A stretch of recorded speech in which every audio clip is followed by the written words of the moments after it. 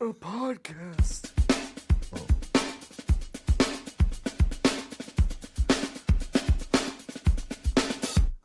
I'm too tired to live.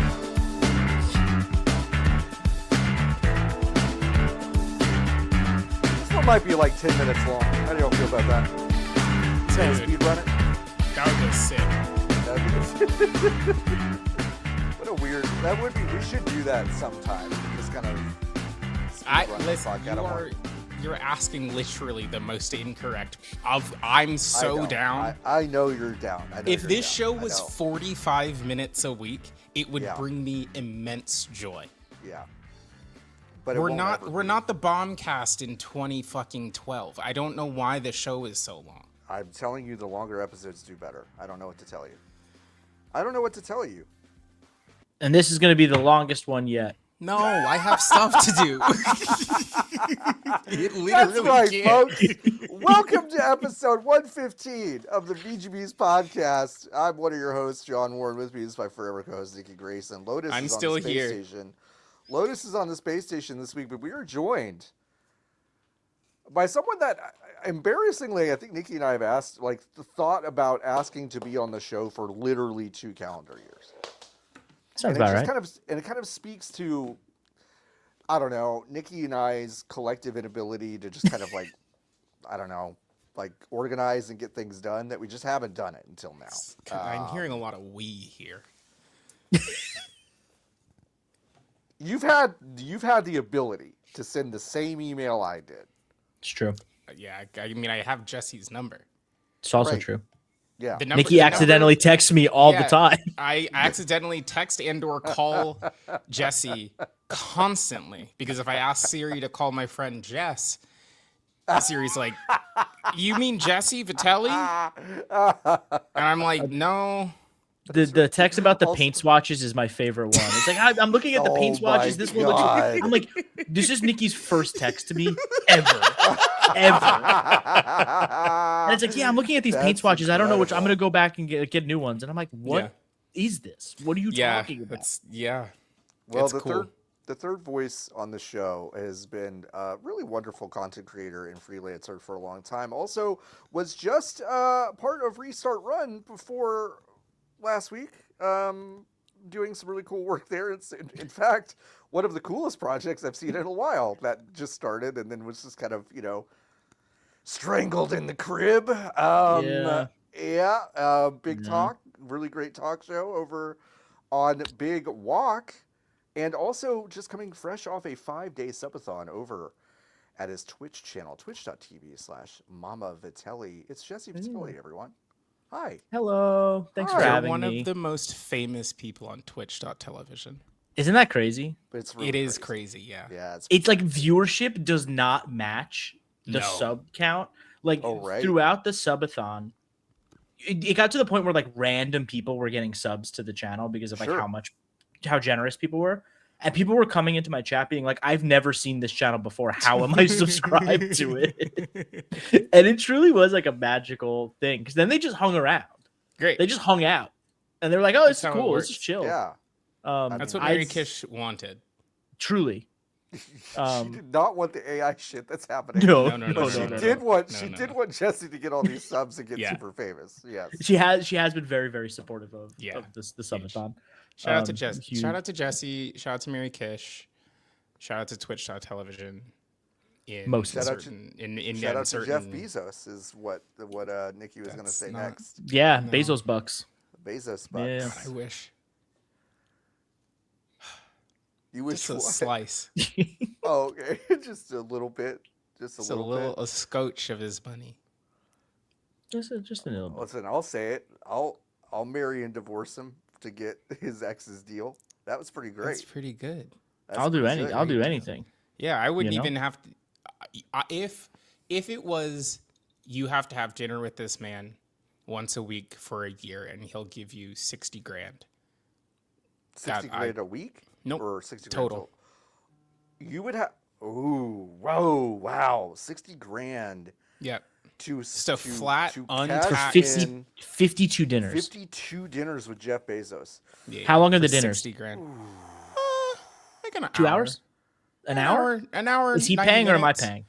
You're not. No. He's paying. And if he decides that the restaurant is somewhere else, then He call a car for me? Yeah. He'll call a car or he'll fly you out. Yeah, I'll do that. Easy. It's $1,150 basically That's per fine. dinner. For 90 minutes? And you get to eat? He's not going to take you to fucking McDonald's. Even if he did for $11.50, yeah, fuck No, it. for sure. He could take me to McDonald's. I'll eat in the ball Can I pit. curse on this show? I don't even. I just Yeah, cursed. you can. Oh God, Okay. yeah, Jesse, Jesus. I realized I Christ, really want to rip, and I was like, I didn't ask actually. No, I'm a guest here. that's It's very really nice. It's really nice for you to ask, but we're horrible. The house is already dirty. Yeah, we're Okay. fucking terrible. Yeah.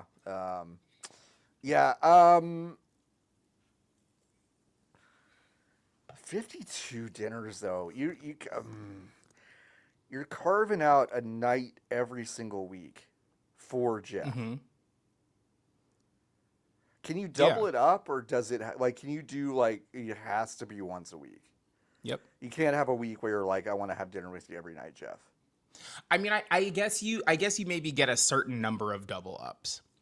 Because, for example, you probably don't want to spend Thanksgiving and Christmas with him. I don't know. I try it. I would probably do one of them. Now, I would be fascinated. Would you do Thanksgiving or Christmas with him? Thanksgiving. I also think Thanksgiving. You know, he's gonna just pay for the craziest catering you've ever seen. Yeah, the catering would go crazy, but also what the fuck is he getting on Christmas? Great question. Oh, well, sure. we would split it up. I'll take Christmas. Okay, and let us know. Yeah, I'll let you know. I like this world in which all three of us are getting dinner with Jeff Bezos all three of us get the deal. separately. Yeah, we all get it. Yeah. What'd you do with your Bezos? What did you do with your Bezos? What did you do with your Bezos? You know, he took me to Nobu, and I'm fucking sick of it. That's crazy. Yeah. We went to Raising Cane's. What do you mean you went to Nobu? Bezos is like one love. God, that'd be crazy. What do you think he gets at Raising Cane's? He seems like a guy that would try it once at least.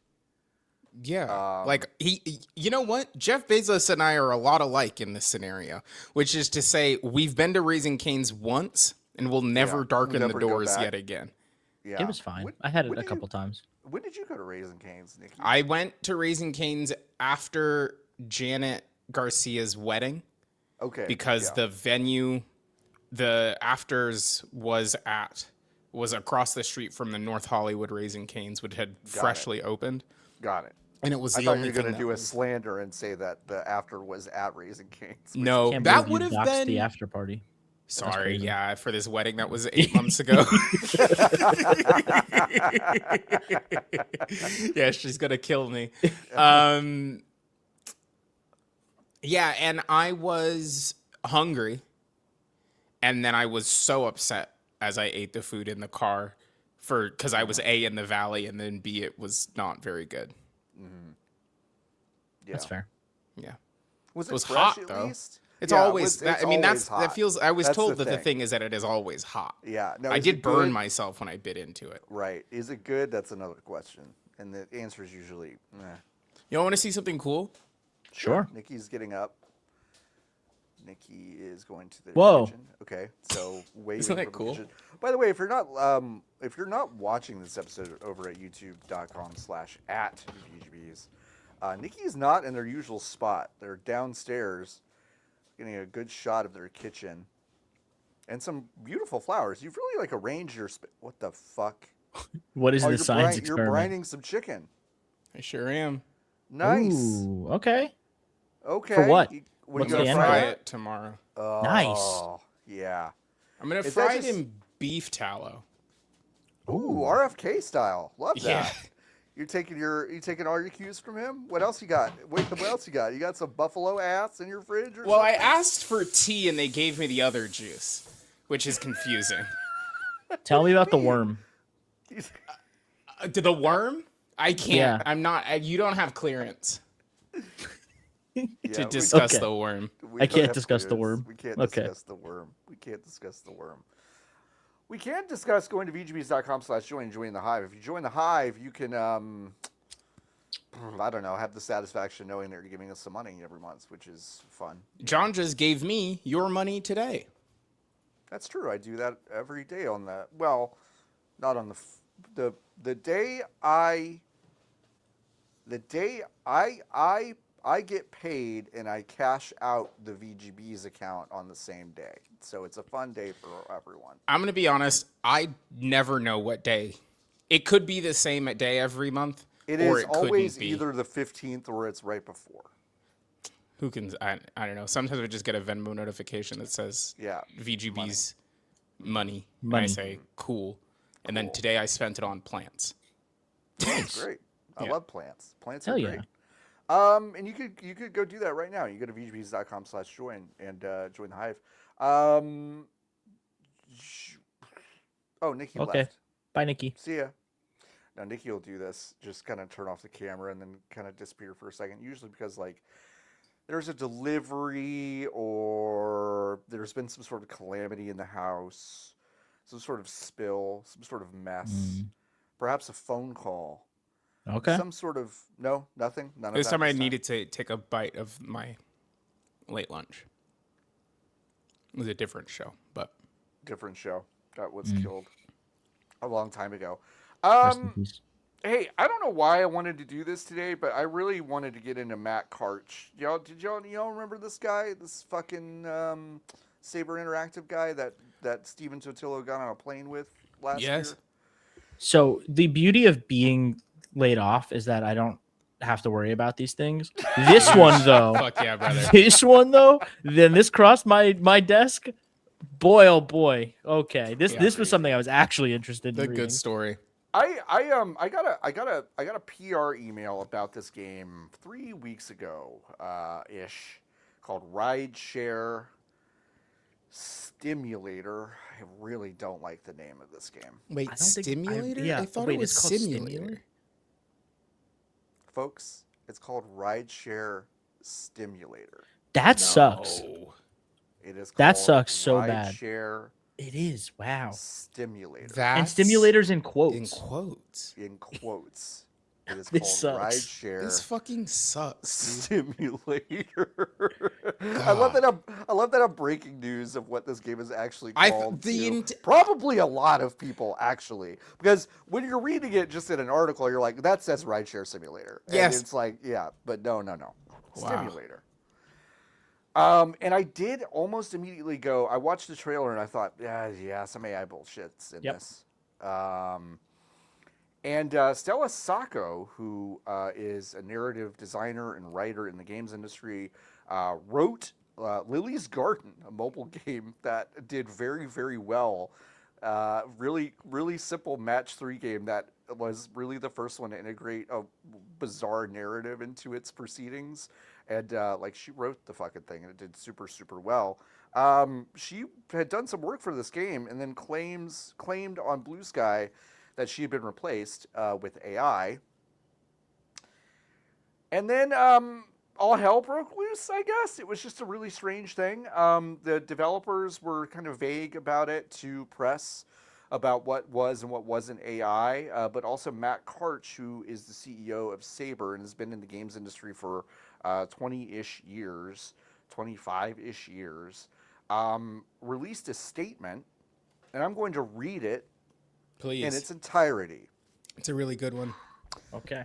Actually one of my favorite. It's incredible. It's I fucking love it, actually. Big week for this. Yeah. Stella who? I had to ask Claude because I have never spoken to her or seen her. We have already said we are using AI for certain parts of the game and will update the Steam page once we have finalized the feature set. Let me clarify that the entire story script, were it to win an award, would go to someone who can walk up on stage and receive it. It was always our intention to reveal this until Stella violated her confidentiality clause and revealed this before we were ready. We look at our use of AI in this particular game, which will be a lower price title, one of my favorite parts of the statement, as a plus for consumers. As far as Stella is concerned, She was replaced by someone more talented and terminated for a variety of reasons a few months later. From what I can gather, she enjoys controversy even more than I do. I would frankly, in retrospect, have been happy to replace her with AI. At least we would be dealing with someone programmed to be honest. I thought we didn't know who she was. We didn't know who she was, brother. Stella At Four the paragraphs beginning, ago. you the first words you said were Stella who. Stella who? So now it seems like you know who. Seems like that's you because know. Claude helped. Claude helped. Claude came in. Claude and filled it in. told Matt who Stella is. And that's who's going to accept the award. It's going to be Claude on an iPad attached to a Segway like at as the it goes hospital. up the stairs and it accepts the award. That orange butthole just pulsating on stage. This is like a objectively insane statement. All-timer. It's an all-timer, honestly. And like Stella's reaction to it was also really funny. Of just like, well, I don't, like, what can you do? Like, what can you say in response to this? Basically, it's like you see, he showed his whole ass right here. That's it. His like entire ass here. He did this to himself. As of earlier this morning, they finally added an AI clause to the game page. Okay, I see that. And I will also read that. The developers, that's a Steam statement. The main campaign story, characters, and dialogue are written by a team of human writers. AI tools are used for voice generation and some localization. Okay. The optional free ride mode includes AI-generated passenger missions and localized dialogue. Free ride mode is separate from the main campaign and can be skipped by players who prefer to experience only human-written narrative content. The game also includes a mix of radio stations featuring human-made music and AI-generated music. Stations containing AI-generated music are clearly labeled as such in the game. So this is a game that was built for the like lot store 5 games for kids, and there's 5 like little shitty flash game equivalents on one disc. This is the modern follow-up to it. But then in the thing to be like, listen, we know the game's only $25 or whatever, but just don't play half of it. Right. Yeah. Just don't play it. It's just fine. don't interact with half of it. Your support for the whole game, which is, by the way, a lower priced title. Yeah. As a value to the consumer. It's a value to the consumer. If you just buy the whole thing, you can only play half of it if you want. That way you're paying basically double for a human-written piece of content. And that's the value. If you love people so much, why don't you pay double for this game, says Matt Karch. What a fascinating situation. Like, writing and dialogue are written by a team of human writers. Feels like an AI wrote that sentiment. Yes, it does. Being like, the human writers. That's what we know them as, the human writers. It's developed by them. Not us, not the robots. No. We couldn't have possibly written that. Couldn't have possibly done this. For those of you who may not know about Matt Karch, he was a lawyer and also a degree holder in Russian studies, fluent in Russian. He opened a law firm in Brighton Beach, which is a heavily populated Russian area of New York, and ended up meeting a couple people that introduced him to the world of games. He was a personal investor early in this game company that they were going to call Mammoth. Then they renamed it Saber. And he's basically, his entire ethos, which you can read about in Steven Totillo's 3-part interview that he did with him on a private jet. That was last year, I think. His entire ethos is like, what if we just outsourced basically everything to places with really cheap market labor, and then we just we do licensed games because we only really like having built-in audiences, unless we're doing this like fuck ass garbage stimulator shit. So he was part of Embracer. They bought Saber for $500 million. Casual. casual. It used to be so good. There used to be so much money. There used to be so much money. And then when the Saudi deal fell through and everyone kind of went their separate ways, he bought it back for them for only $274 million. So Great. it's a reverse flip of just I got the money and then I could just like buy it back for about half. And then he still has the thing and still has it. And has double the amount of money that he did. Basically. And also, when the Saudi deal fell through, there was an Embracer investor call that I still think is one of my favorite things that I've ever just watched, and I think I live. We watched that live. Is that really the Lord of the Rings and Friends thing, or is that a different one? Well, that is Middle Earth and that Friends? is them, but that's not the press conference that this was at. This was basically all the investors after the Saudi deal fell through, getting on Lars Vingavor or whatever about how he fucked up the deal, and Matt Karch was on the call and was just like, he was saying stuff like "get over it," like just openly, just kind of like get over it. He was the most glib person I think I've ever seen part of something that fucked up really bad. Anyway, that's that. He actually has been on the record as saying that like massively expensive games that expect to make back double what they spend are killing the industry, except his conclusion is wrong about just like paying for super cheap labor. The NFLPA, the Players Association for the National Football League, did sue Saber for $3 million in unpaid royalties for a game called Wild Card Football. I forgot about this story. That was a Colin Kaepernick arcade football game. And apparently Saber was just like, nah, we're not going to pay you. You know what? I would wager it's because they didn't make $3 million on it. Yeah, I think you're probably right. They didn't have it. They didn't have it. And also, Randy Pitchford and Matt Karch don't like each other, which is really, really funny. So Pitchford has been outspoken about some of the Embracer splinter groups and all that. And then Karch decided to put the license plate thumb drive on a Texas license plate in Rideshare Stimulator. Very good. Just very, very good. A bunch of high school drama. Embarrassing. They only have ever made 2 good video games. They made Space Marine 2. Good video game. Oh, they've made maybe 4 good video games. Okay. Wait, what are the other ones? What else we got? All of the Mud Runners are them. Sure. Okay. That's it.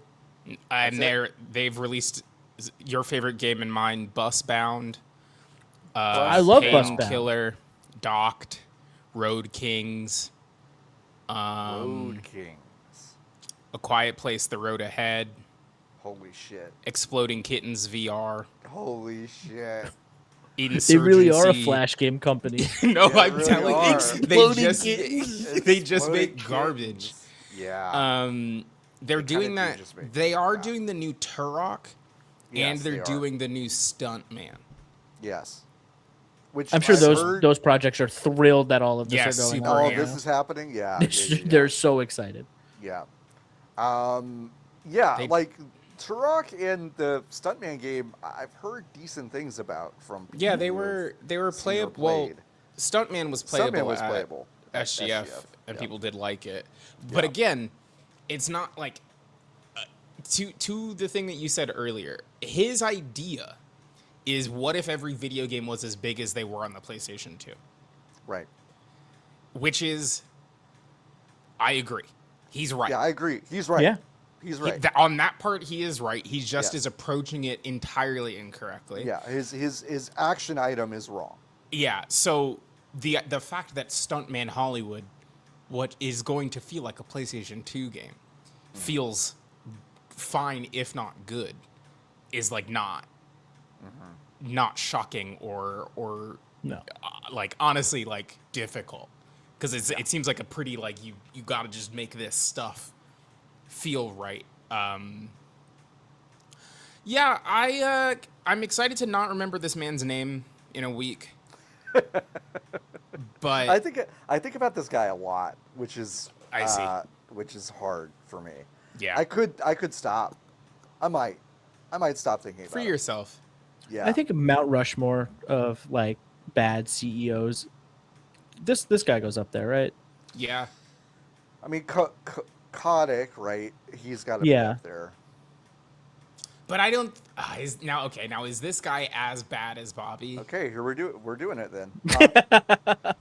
I don't think this guy is as bad as Bobby. The scale is completely different. No, we're talking about the scale two. is different. I understand. We're talking about two very different situations. Yeah. I guess Mount Rushmore is maybe not the right framing for this. More so like when we look at the end of the year, we're like, okay, what are some of the like craziest things that we're remembering? This guy this is definitely up there. up there. And he's a A to S repeat tier. offender. Yes. Because we're talking about the private jet stuff. We're talking about all the weird stuff before. Like this guy's on strike like 17. Dude, yeah. So he's up you know there. he's a recurring character, and that's crazy that he's gotten so many chances. Who else is up there with Kotick though? Probably whoever was CEO of Embracer when that was. Lars. Yeah, Lars. Lars Vengevors. Oh. Did you just spill? Yep. Oh man. I don't know. Probably one of the EA guys. The Oh, one that yeah, looks like a Andrew Bond Wilson's villain. Andrew definitely up Wilson there. looks like a Bond villain. Andrew Wilson's probably got to be up there. Okay, that's fair. That's enough. That's 3 of them, Yeah, right? There's only 3 guys up there. That's There's only 3 guys up there. Famously, yeah. It's Lincoln. It's actually Lincoln twice and Benjamin Franklin up on Mount Rushmore. I can't imagine owing the NFLPA money. I know. That I know. feels funny. that feels somehow worse than owing like a mafia member money.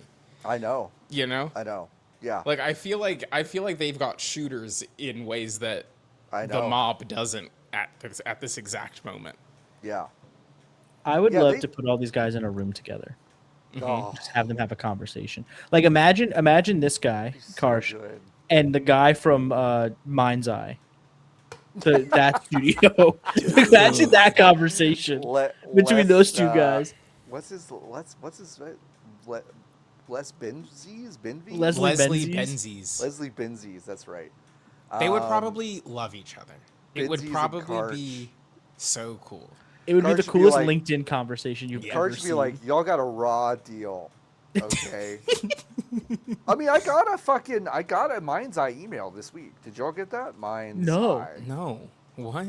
I also lost access to my email, but Oh. That's fair. You should ask for normally would code. get. Can you email them back and just ask for code? you should play the sabotage mission that tells the story of the whistleblower or whatever Yeah, from of their how company. of why the game failed. Okay, They put in the game. I'm gonna read you. I'm gonna omit some words from this subject line, and I want you to fill in the blanks for me. Okay. Okay. All right. Okay. Mind's Eye. Blank blank is here. Plus big savings. So what is blank blank is here? You won't get it, but I hope you do. I'm gonna say like creator studio. Okay. And you said that, and the back half of that was like big Plus savings. big savings. Oh, plus. Okay, so that's not an addition. Mind's Eye, helicopter gunner. Okay, Jesse, you're a lot closer than Nikki. Nikki, do you want to take another stab? Helicopter gunner is closer than what did Nikki say? You will absolutely be floored at how close that was. Drivable tank. I feel like you're spiritually further away. Jesse, do you want to give it one more Interesting. crack? Fighter jet. Okay. Grenade football is here. Plus big savings. Grenade football? Spiritually, Jesse, you were No, pretty I close understand. with helicopter. I was kind of like, whoa, you got close. But yeah, grenade football is here. So it says Grenade football. the World Cup may be over, but the football doesn't have to It's stop. been over for 2 weeks. It's been over for a long time. Grenade football swaps boots for launchers in a fast-paced new multiplayer mode where teamwork, timing, and skill decide the winner. It's part of Update 8, one of Mind's Eye's biggest updates yet. Don't other people have to be playing the game for it to be multiplayer? Yeah. Interesting. Yeah. Interesting. Interesting. Finally, Mind's Eye going boots on the ground. I'm proud of them. John, Finally. please reply to that email right now and just be like, "Can I get 4 PS5 codes, please?" Really, really excited to play grenade football. Yes. Really excited to play grenade football. I would like to get 4 PS5 codes if possible. Okay, I got this email 3 days ago. It doesn't matter. No, it's a new one. It's a new one. Oh, Different one. It's a new one. This one is multiplayer racing is finally coming. Finally. Finally, as if like were people like hotly anticipating this? Were they like really chomping at the bit for multiplayer they were really racing? Chomping at the bit. Now, hey folks, there's another part of this that I need to discuss. These Mind's Eye emails are going to my shoot regular name Gmail, which does not get this kind of email. I do not know where this is coming from. They're going off that E3 2019 list. Niki, it's the Mind's Eye. Literally might be. They literally might be. I would not be surprised if Benzies bought that straight from the leaker that worked for that Russian website. It was like, I'll buy this from you. We'll just use this. Because I don't use this email for anything other than like doctor's appointments, basically. And now Mind's Eye. My parents. And now Mind's Eye. Okay, so you want me to ask for a code? 4 codes. Of them. Well, it's a multiplayer experience. Yeah, we need to be able to you're play so grenade right. football. I apologize for being so stupid. Okay, it feels like them adding multiplayer racing is obviously sad. Mind's Eye is a sad video game made by sad people, but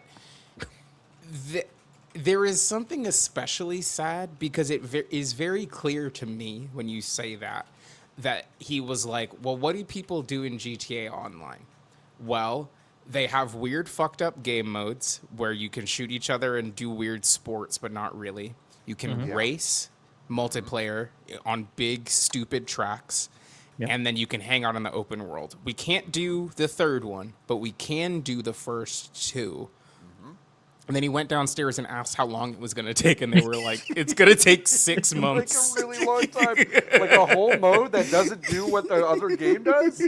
Yeah, man, that's like a big fucking deal. And there are only 7 of us left. Like, I don't know what to tell you. You know what's crazy, though, Niki, is that I actually feel like I feel like Benzies and whoever worked on First Light are kind of the same, because it does feel like First Light does suffer from a little bit of like, hey, we had this idea, should we flesh it out? And it's like, nah, we don't really have time. That's the whole video game. It's a good game. I like that game a lot. I love that game. Yeah. It is. They did. I would say it's a little different. Mind's Eye was never going to get finished. That is true. Off rip. That is true. 007 First Light's problem is that like 6 weeks before the game came out, someone finally looked at a calendar. Yeah. Yeah. Right. And they were like, "Oh fuck! Oh shit! we are so We're really cooked. behind. Get this in the state of play right now. Yeah, we need some marketing. Put it in the state of play. We're so cooked. We're so fucked. Yeah. Yeah. Well. All right. Good luck to them. I've asked for 4 codes Thanks. for Mind's Eye. We'll see what happens. Can't wait to play grenade football. Can't wait to play, because the World Cup is over, and I just sit here and I go, what can I do to fill the time now that the World Cup is over? Because there's no soccer on TV. There's no soccer on TV. I don't want to play FIFA or rematch. I don't want to play FIFA or whatever. I want to play League even. Rocket League football. No, Rocket League. Fuck that. We got Mind's Eye. You know what? I'm sorry for recommending it. Yeah. I was out of line. Grenade football's here. Yeah. Grenade football's here. Netflix has closed 2 more studios. One was Moonloot, which was a studio founded only in 2022. 2022. No one's ever said it like that except for me just now. 2022. And it was making an Animal Crossing-like game, but then maybe the more notable closure was Night School, which made both of the Oxenfree games and just released, and I mean just released, 6 weeks ago, a game called Unhinged on the Netflix platform, which is a 30-ish minute point-and-click first-person kind of puzzle narrative game. And they released a statement that said it's been selling well and they're really psyched about it. And then they just closed it. So this is a huge bummer. Yes. Yeah. Also, yes, we talk about this sentiment a lot. yeah. Do you think, employee of Netflix Games, that you are going to release a video game on Netflix? Because the answer to that question should be no. Because how are people going to play a video game that's not a point and click, that obviously people are not coming to the platform for? How are they going to play it? They aren't. Yeah, unfortunately, a lot of their games do feel like just kind of a death march. Yeah. Like more than other collectives of studios. Like they still have some force at Netflix to make games, but I mean they closed Boss Fight, they've closed other studios. Part of this closure series was also a bunch of internal folks, including the apparently single accessibility specialist that works at Netflix. Which is so crazy. So they want to, quote, focus on execution and also kid of jobs. Yeah. Yeah. Yeah. Yeah. So huge bummer. It's an enormous bummer. I think it's so damning, because if you are at the scale of Netflix where you've kind of signed up to lose money until you run out, which is kind of what they're doing over there, you lose nothing by like utilizing your scale. Yes. In order to leverage these things. So there is a world wherein you are like, well, okay, so we've made a PlayStation 2 sized video game. And you get it for free if you have Netflix. You do need to play it on a PlayStation or an Xbox or on PC, which they did on mobile. They did this exact thing on mobile, where it was like you went into the Netflix app, you downloaded the game, and it took you to the App Store, and you downloaded the game there. And there was only one good game in that initial thing, which was Point B. And Point B has been freed from the Netflix prison. Yes. But like, they actually do have this scale to Game Pass it, where it is the add-on is, and then there's like 3 Switch games that are on Netflix also. You know, like you download the thing and it generates a code. Like they can figure that part out. But like, the benefit of Netflix's scale was that a bunch of fucking people have Netflix, and then a bunch of those people do have machines on which to play video games. They know that because they're logged in on the PlayStations and the Xboxes in order to watch said Netflix. The idea that they couldn't figure out how to make that into a workable bit of their business, when on the other hand they are giving, I don't know, is The Rock in Red 1? Is that is that who's in Red? Yeah. But that movie Red rules. 1... Have you seen that movie? The Christmas movie? Yeah. Is it good? J.K. Simmons is Santa Claus, jacked Santa Claus. Jesse, you and I gotta my watch mother, this flick. You and my mother are the only 2 people I've met who love this movie. Okay. My mom called me and she's like, "John, you gotta watch Red 1. You gotta watch Red 1. You gotta watch Red 1." I was like, "No, I'm not. I don't want to watch." John, you gotta watch Red 1. You gotta watch Red 1. Listen, when it's seasonal, I have Netflix now. So when it comes, thank you. I realized that I remember 2 weeks ago when I was like, these fucking idiots don't even know that they get Netflix with T-Mobile. I didn't know I got Netflix with T-Mobile. And then I signed up for Netflix, and now I have Netflix. Nice. But it's with commercials, and that's unpleasant. Oh, brutal. Boo. You hate to see it. You hate to see it. Red 1, though. I'll watch Red 1 on my birthday, December 2nd. I'll lock in and I'll watch Red 1. Star-studded cast. Truly. Ryan Reynolds in that one too. Hold on. I wanna. It's Chris Evans. It's Chris Evans. It's The Rock. It's J.K. Simmons. It's Lucy Liu. It's Bonnie Hunt. It's Bonnie Kieran Hunt? Chipka. Okay, Kieran I might have to Chipka. watch this. Mary Bonnie Elizabeth Hunt? Ellis. Nick Kroll. All the stars are here. Like truly, like everybody owed somebody a favor to be in Bonnie this. Hunt's Fuck a yeah. crazy pull. When did that Bonnie movie Hunt- come out? 2 like 2 years ago. 2024. Bonnie Hunt plays Mrs. Bonnie Claus. Hunt. That's crazy. She plays Mrs. Anyway. Claus. Bonnie Hunt was great. Bonnie Hunt was amazing in the original Jumanji. Yeah, That was You gotta 70 watch years it. ago. It was 70 years ago, and that's the only good one. Yeah, they made like 12 since. They're making another one They're making another one. Yeah. with Karen Gillian. My mother-in-law loves those Jumanji movies. Fucking loves them. Never Makes seen us Those watch them Jumanji- every Thanksgiving. Those Jumanji movies have the same tone to me as the Will Ferrell Journey to the Center of the Earth. Never saw it. Is Will Ferrell's in those? Maybe never it's seen not that. Will Ferrell. No. Who's in that flick? Is that The Rock? New. I genuinely That's don't know. I'm me. just saying. I'm I'm always looking. mistaking Brendan The Rock for Fraser. Will Ferrell. Brendan Fraser. Josh Hutcherson.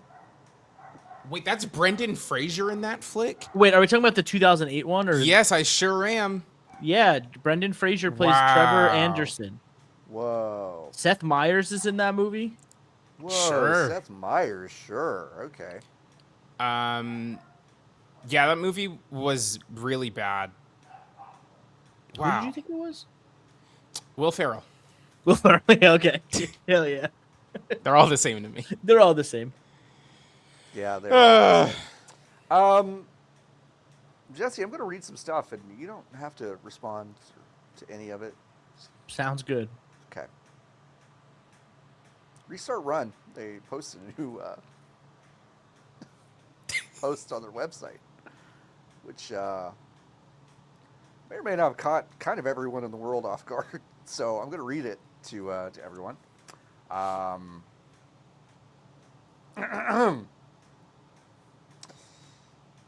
Oh, here's the one thing I might ask for your help on, Jesse. Can you tell Sure. me how to pronounce this man's last name? Gaudiosi, I believe, Okay, or Gaudiosi. It might be. It might be Gaudiosi. like a Okay, deep thank you. guttural. great. Gaul.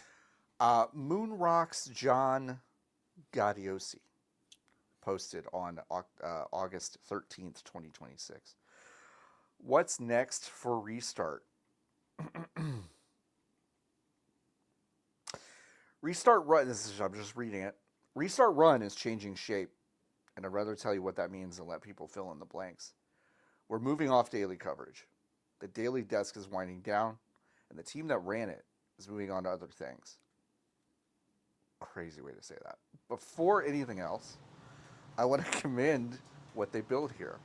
They took a new site to a real audience from a standing start at a moment when most people will tell you that isn't possible anymore. Every word on Restart was written by a person. That was a bet we made on day one. We were never tempted to cut that corner, which I'm so proud of. Also an odd thing to say. The site stays up. Everything we've published stays exactly where it is in its current form for as long as we can keep it there. I've watched too many publications go dark overnight with years of reporting disappearing because no one thought it was worth keeping online. That's true. That isn't happening here. The work stays readable and linkable for the people who made it. What comes next is a smaller number of much bigger efforts under the Restart banner. Crazy phrase. Milestone coverage rather than a daily feed. GTA 6 is the obvious place to start, and there's a way to cover a launch like that, which is still worth reading a year later. That's the kind of thing we want to be making. We're in conversations now, and we'll announce the next project when it's ready. When the next project is real, we're going back to our former staff first, the way we did when we built this thing to begin with. If the timing works for them, that would be great.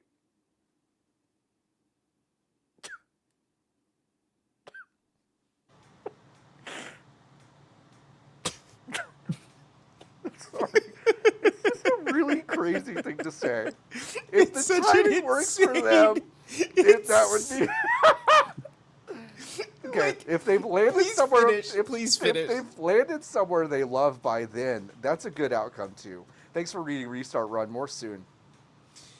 Anyway. When we got laid off from Fanbyte. Yeah. The HR guy, Ray.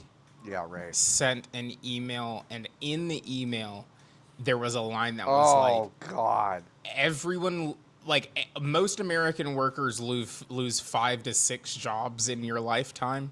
That's a wild or thing something, which is an insane thing for the guy who He's fires me laying you to off? say. Yeah. And at that point in time, I thought that was maybe kind of the most embarrassing thing that I would see from one of these, because I did also critically after this man after I was in the Google Meet that he ended early because our IT guy was pulled the plug based on what Ray had told him, pulled the plug while he was still meeting with people. So he was in the middle of the meeting with me when I lost access to Google. And then he was unable to schedule his subsequent meetings because everyone's had. So then he started to have to call. And I got his phone number and I called him and I said, "So what are you doing? How are you paying Charles Hart now of Game Informer?" And he was like, "What?" And I was like, "So I was the guy who approved his timesheet. So are you going to do that now? Or like, what's your plan there?" And he said, "I don't know who that is." I said, "You should probably figure that out." And then I hung up. And I thought that was going to be the peak. They're kissing. They're up there at the top, both of these for me. Yeah. Listen, if the timing works for them, that would be great. The only thing I could say about this, yes, I have no idea what this is. Yeah, no, for sure. This has never come across my desk in any way, shape, or form. Yeah. Did not know this statement exists, was going to exist. No, I got nothing on this. So I read that same as everybody else when it came out. I can speak for other people who worked there. Just say that, no one knew that this was coming. No one knows what this is. Yeah. Nope. No idea what that is. But like Jesse, if the timing works for you, that would be great. It'd be great. It'd be great. If the timing works, that could be great. Crazy. If the timing works for them, that would be great. And if the timing works for them, that would be great. The other thing that I'm like really glad that this person pointed out in this like really well written statement is that like when GTA makes money, we all make money. Right. It's true. We talked about this last week. Yeah, rising tide lifts all boats. It lifts all boats. GTA is that tide. When GTA makes money, exactly. We all get a slice. We all get a slice. We all get a little slice. And Do you that's know why how we're all rooting for it. That's why exactly. the Bank of America guy is rooting for it. That's exactly right. Because he right. gets a slice too. You know? Yeah. Do you know how big Giant Bomb is now?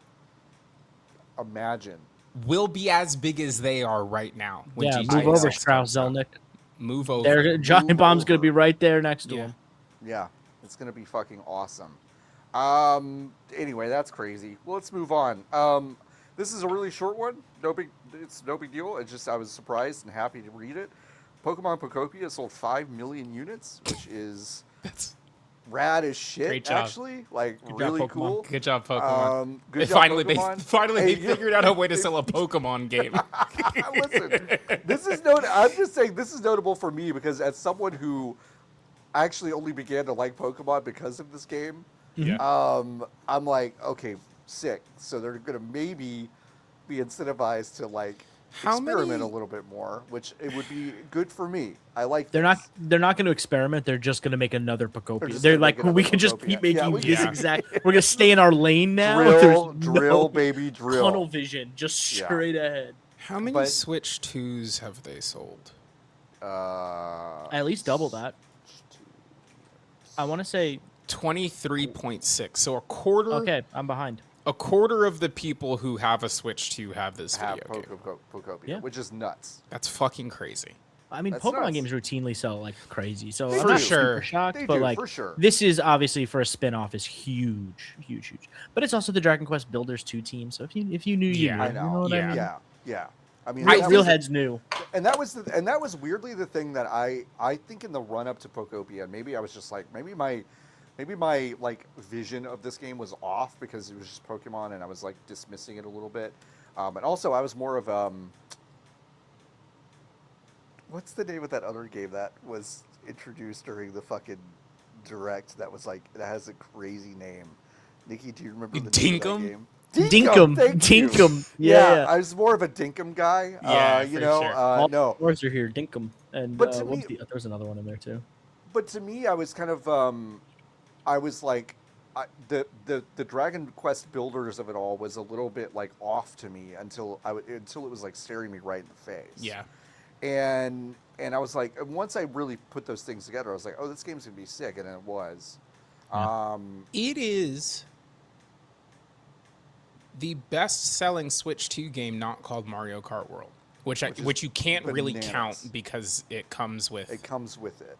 Or came with it, I guess. Came with it, yeah. It has sold more than Donkey Kong Bonanza. That doesn't totally surprise me because Bonanza is, I will say, Bonanza is weird in some ways. Yeah. I love that game, but it is strange. But Pokopia is what? Can y'all give me 437?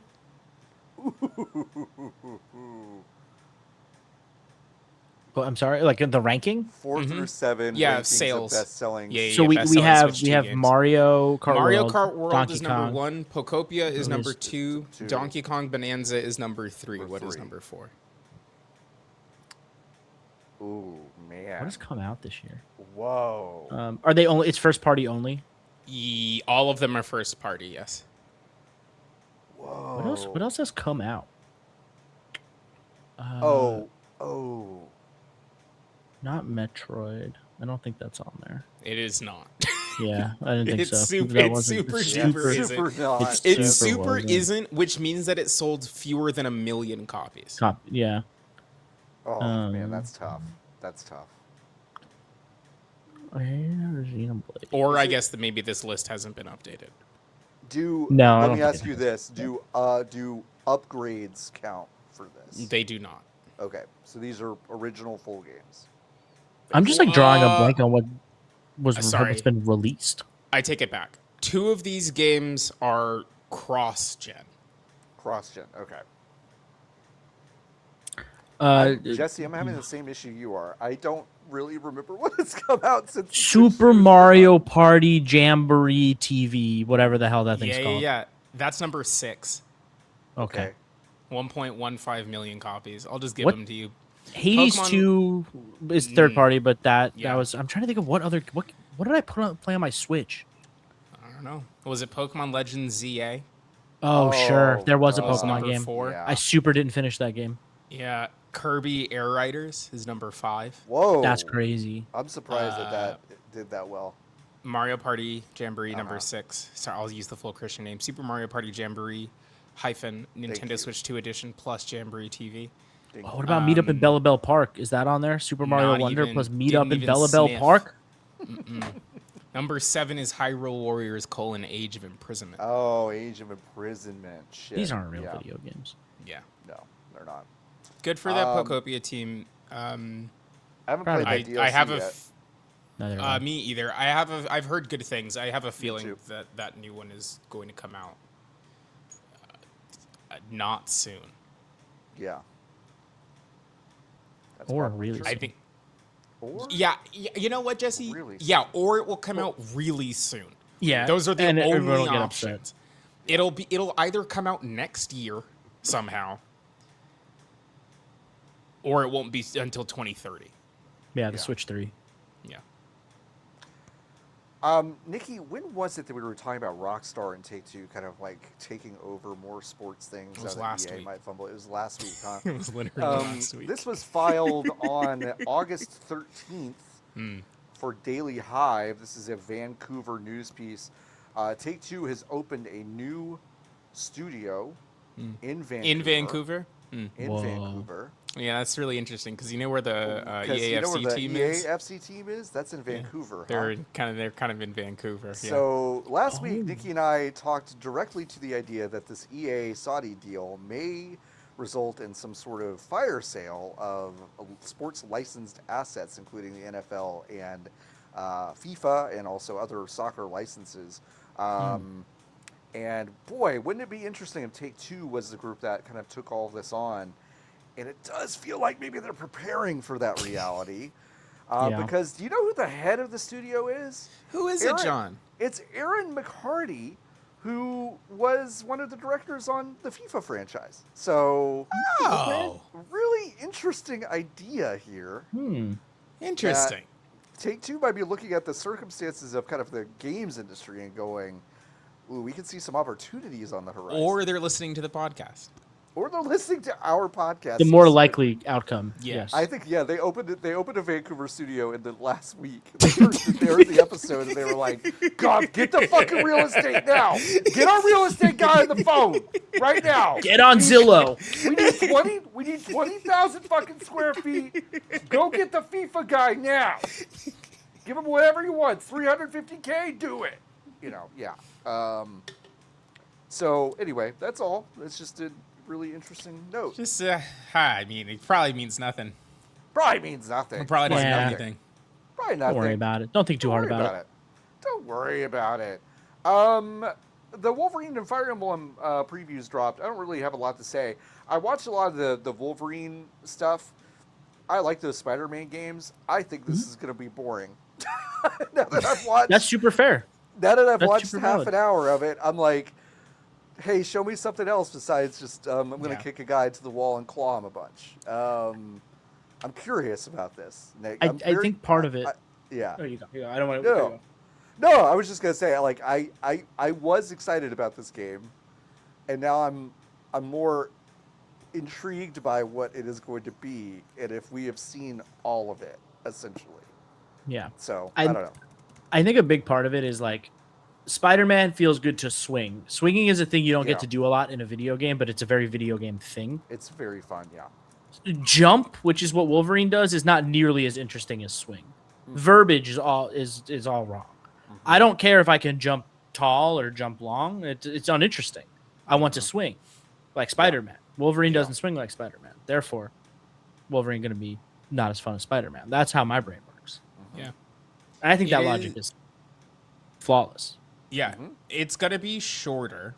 The computer, when I look it up on computer says like 10 to 15 hours is what the estimation is. Computer, which has to be. It has to be. It's gotta be.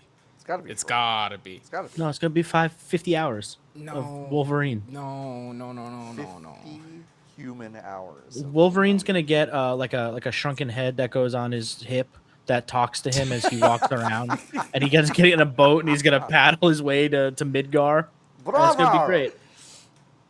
Yeah. Yeah, I don't know. I'm excited about it. I am afraid that I will tap out halfway through because I will be satisfied with the endeavor. Yeah.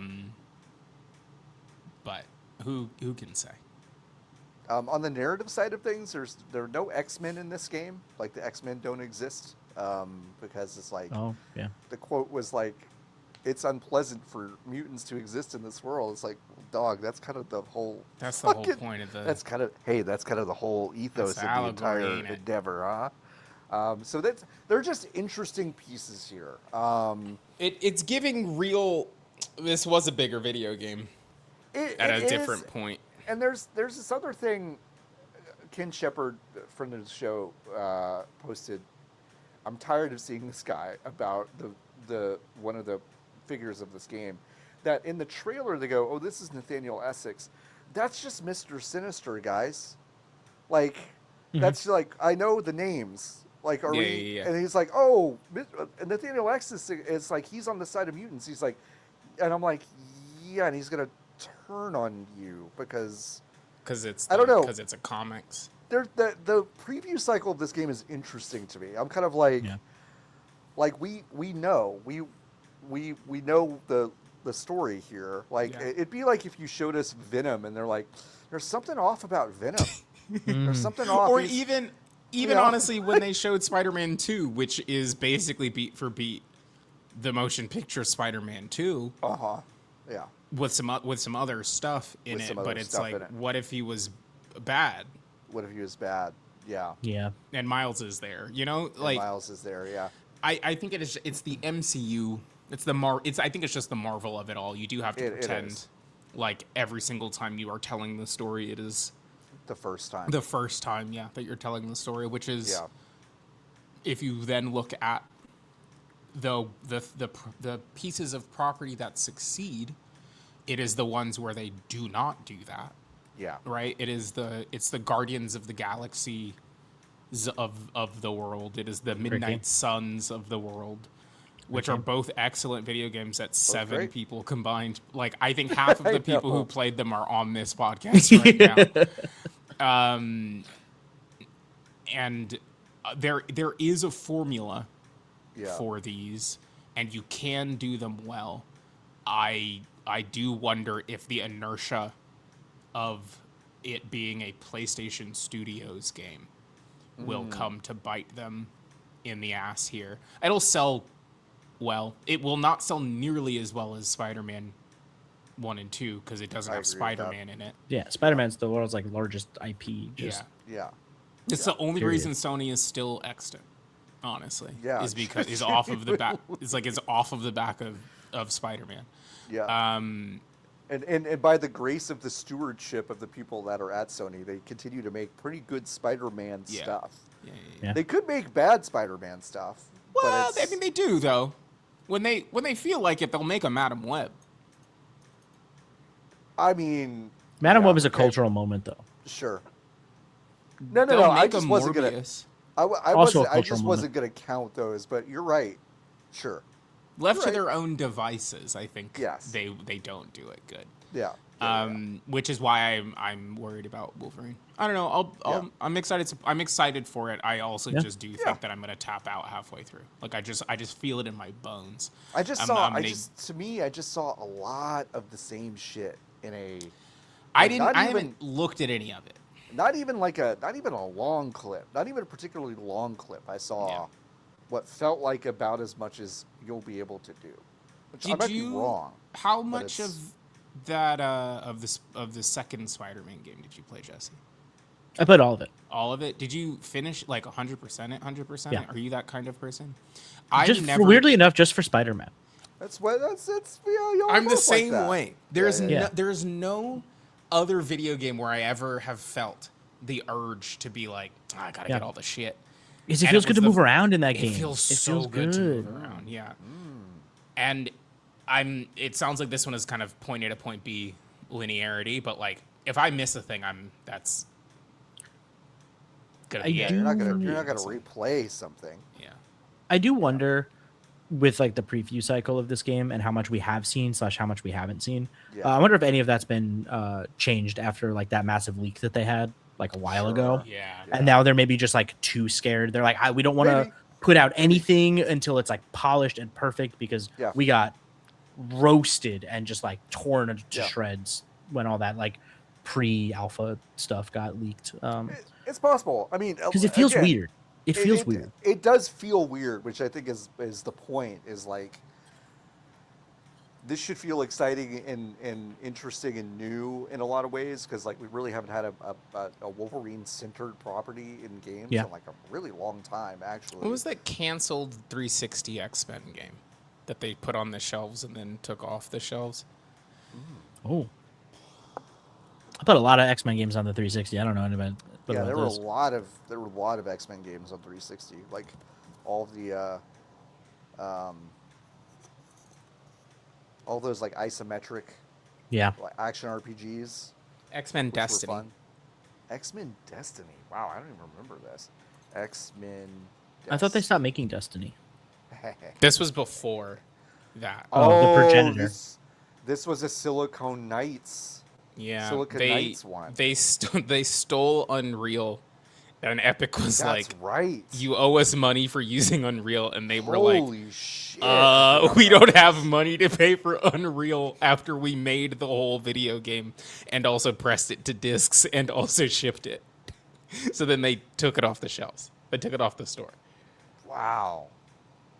Well, it did.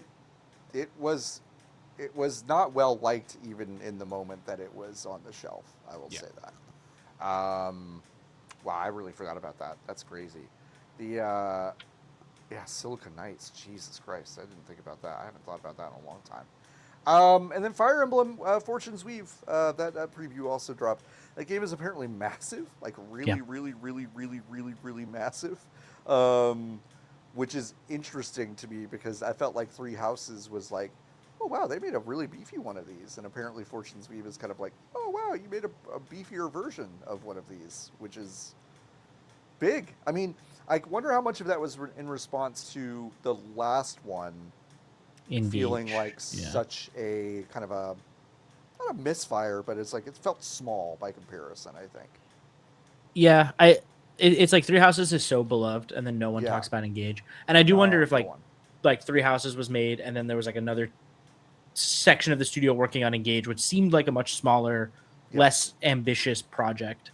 And then everyone else has just been working on this game for like, because everything I hear about this game is like, it's huge. It's like not 100 hours, but it's like you're crazy. That Direct had so much information in it and was like, it's multiple acts and there's like a dungeon god crawling. You go back in time. Yeah, it's really weird. Yeah. There's all these other mechanics that have like been present in other Fire Emblem games here and there, like the dungeon crawling and all that stuff is like shown up in other Fire Emblem games, but this one's like, we got it all.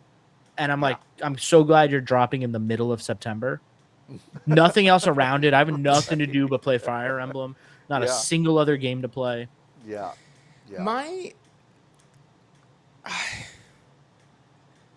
I tried with this one. I know. You know? Yeah. It's the most it's the most college try I think I've given a video game in quite a while. Fire Emblem? Was when I played Fire Emblem Three Houses. Yeah. And I played a lot of that video game. Yeah. And then was like, I don't think. What was it that was just not doing it for you? I literally didn't understand the plot of the video game.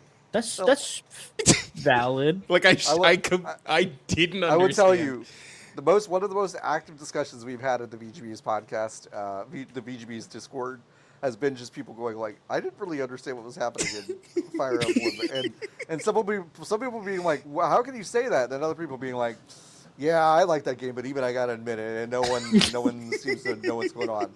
So there's like, this is not this is a fairly common view, I do think. The part where I was playing the video game, which is the tactics on the grid, as it were. Yeah, you enjoyed that. That part was fine. Yeah. I think I just wish it was like 15 hours, maybe. Sure. Okay. You know? Have you played Fire Emblem Engage? Is that what that is? It's shorter for sure. It's got less of the riffraff, I think. I don't know if it would be less confusing. Yeah, because isn't that the one where it's like the Marth and Barth? A bunch of people are in it. Yeah, are there? Larth. Yeah, Jarth is there. Yeah. Schmarth. Yeah. Darth Vader. Yeah. Mm-hmm. Mm-hmm. Yeah, I don't know. Honestly, it never has been for me, Fire Emblem. Like Fire Emblem Golden Sun, just not. I was a Mega Man Battle Network child, and that was as tactics as I could get. So fascinating. It's not very smart. When you and I first started talking about Mega Man, like that was your frame of reference for Mega Man, which is like, which made you feel that's crazy. Well, it made me feel terrible for sure. Yeah. But actually, I appreciate it. You know, it's just the passage of time. There's no problem with that. It's just that one set of those games is good and the other one isn't. Interesting. Fascinating. So I don't necessarily disagree with the idea. I've just never really been confronted with someone who's like, yeah, I only engage with this half of this property, and the other half, the like core half, garbage. Don't want anything to do with it. Garbage from a toilet. Yeah. Wow. The music from 2 is very good. Oh yeah, no, 2's really good. 2's got great music. Name a single thing that happens in Mega Man 9. Exactly. What do you mean a single thing? You just fight. You do the same thing in all of them. You fight the 9 guys. That's what I'm saying. Now, granted, Niki, you got me there in the sense that from I think I can name every single Robot Master from 1 through 6. Once you get past 6, I'm like, ooh, I'm a little iffy on them. 9 was a return to the 8-bit graphics. Okay, because 8 was PlayStation. And 9 was like just returned to 8-bit. Sure. As was 10, and then 11 was some other bullshit. Yeah. And what's the next one? The one that's coming up called? What's the new I can Mega tell Man you. game called? I can do it. Yeah. But John, Tag me when you're ready. Yeah. John. Just tag Jesse in, but just for a second, because they announced it at the Game Awards. No, I was watching. You were watching. So if you could just Mega Man. Good. That's huge. That's a good start. That's great start. Solid foundation. Mega Man update or something like that. It's something some bullshit. I mean, it is some bullshit. It is some bullshit, but it's not update. All right, what is it, Jesse? I'm tagging you in. Mega Man Dual Overdrive. That's right. Dual Overdrive. That's a Terrible. bad title. That's a bad name. Yeah. That's a bad name. Also, the game looks bad, if I'm remembering correctly. Yeah, it doesn't look good. It doesn't look good. I love Mega Man, but yeah, these don't look good. All right, one last news story. South of Midnight is now listed as self-published. But in all of the reporting on this story, everyone seemed to frame it like, oh, there's no excuse. By the way, go to nogamesforgenocide.com because we are going to talk about Xbox for a nanosecond.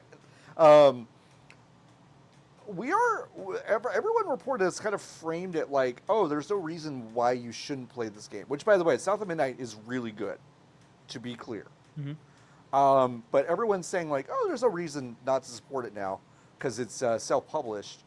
But Autumn Wright, who is a freelance journalist, reached out to Compulsion about whether or not they have to pay back royalties for these new sales, which would make a lot of sense due to the way these deals are usually structured. And Compulsion never wrote back, and Compulsion apparently never confirmed this to anybody else that reported it. So this is kind of a non-thing, but I'm just putting it out there as we don't know the answer to this yet, if Compulsion's got to pay royalties back to Xbox. And yeah, I don't know. Just putting that out there. It may not be safe to go in those waters, but listen, if you've already played this game, or if you don't care about being complicit in genocide, South of Midnight's good. So, too bad they got caught up in this mess. Too bad. Good game, though. We played some video games this week, folks. We did it. We fucking did it. I can't believe we played some video games. By my count, we played 5 games, but I'm willing to... One of yours doesn't count. One of mine doesn't count, so I'm willing to kill it. I'm going to kill it. It's like 70 years old. Because it's old. Oh, it's old, yeah, old games don't count. It's old, and I've also talked about it, I don't know, 4 or 5 times on the show. So sure. I'm going to kill it. Niki, we're going to start with you because you've got 2. I do. I want you to tell me about Esoteric Ebb. You got it, bud.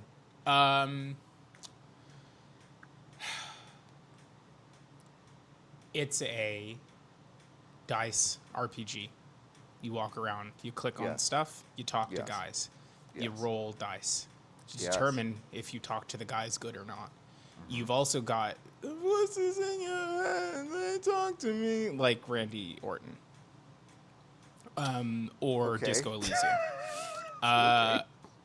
So that was really good, by the way. Thanks. It's a lot. It's just kind of a Disco Elysium, and what I said on If You're Driving this week, it's Disco Elysium, except the people who made it don't all suck. Which is a huge. It's fucking huge.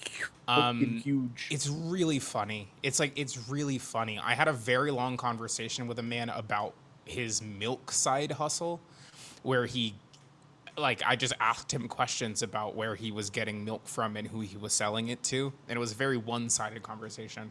I like the writing in this game quite a bit. it has all of the like, how do I say? I don't think there's a way to say this kindly. It is a game that is fun if your brain is too big, and it's a game that is fun if you like the idea of having a brain that is too big. Does that make sense? It doesn't make you interact with a bunch of world horse shit if you don't want to, and then all of the lore that is there you can choose to dig into, and that is legitimately very interesting in the 2 hours that I have played. And so what you're saying is you felt like Disco Elysium made you kind of like sat you there and held your head that made you have to. I was like, look at the politics of this place where everyone's kind of racist, and I was like, yeah, dog. Yep. I know. And listen, I'm very early. It seems like I'm in it for the long haul. I found my Steam Deck. Whoa. So I'm gonna start playing it on there. It is not on the Macintosh, which is a bummer. But it does work in this program called it's on my Crossover, which is a program that uses Wine emulation, and the people who did Wine are also the people who did Proton, like the Proton layer for Linux, so that can just run Windows games, and it works on this.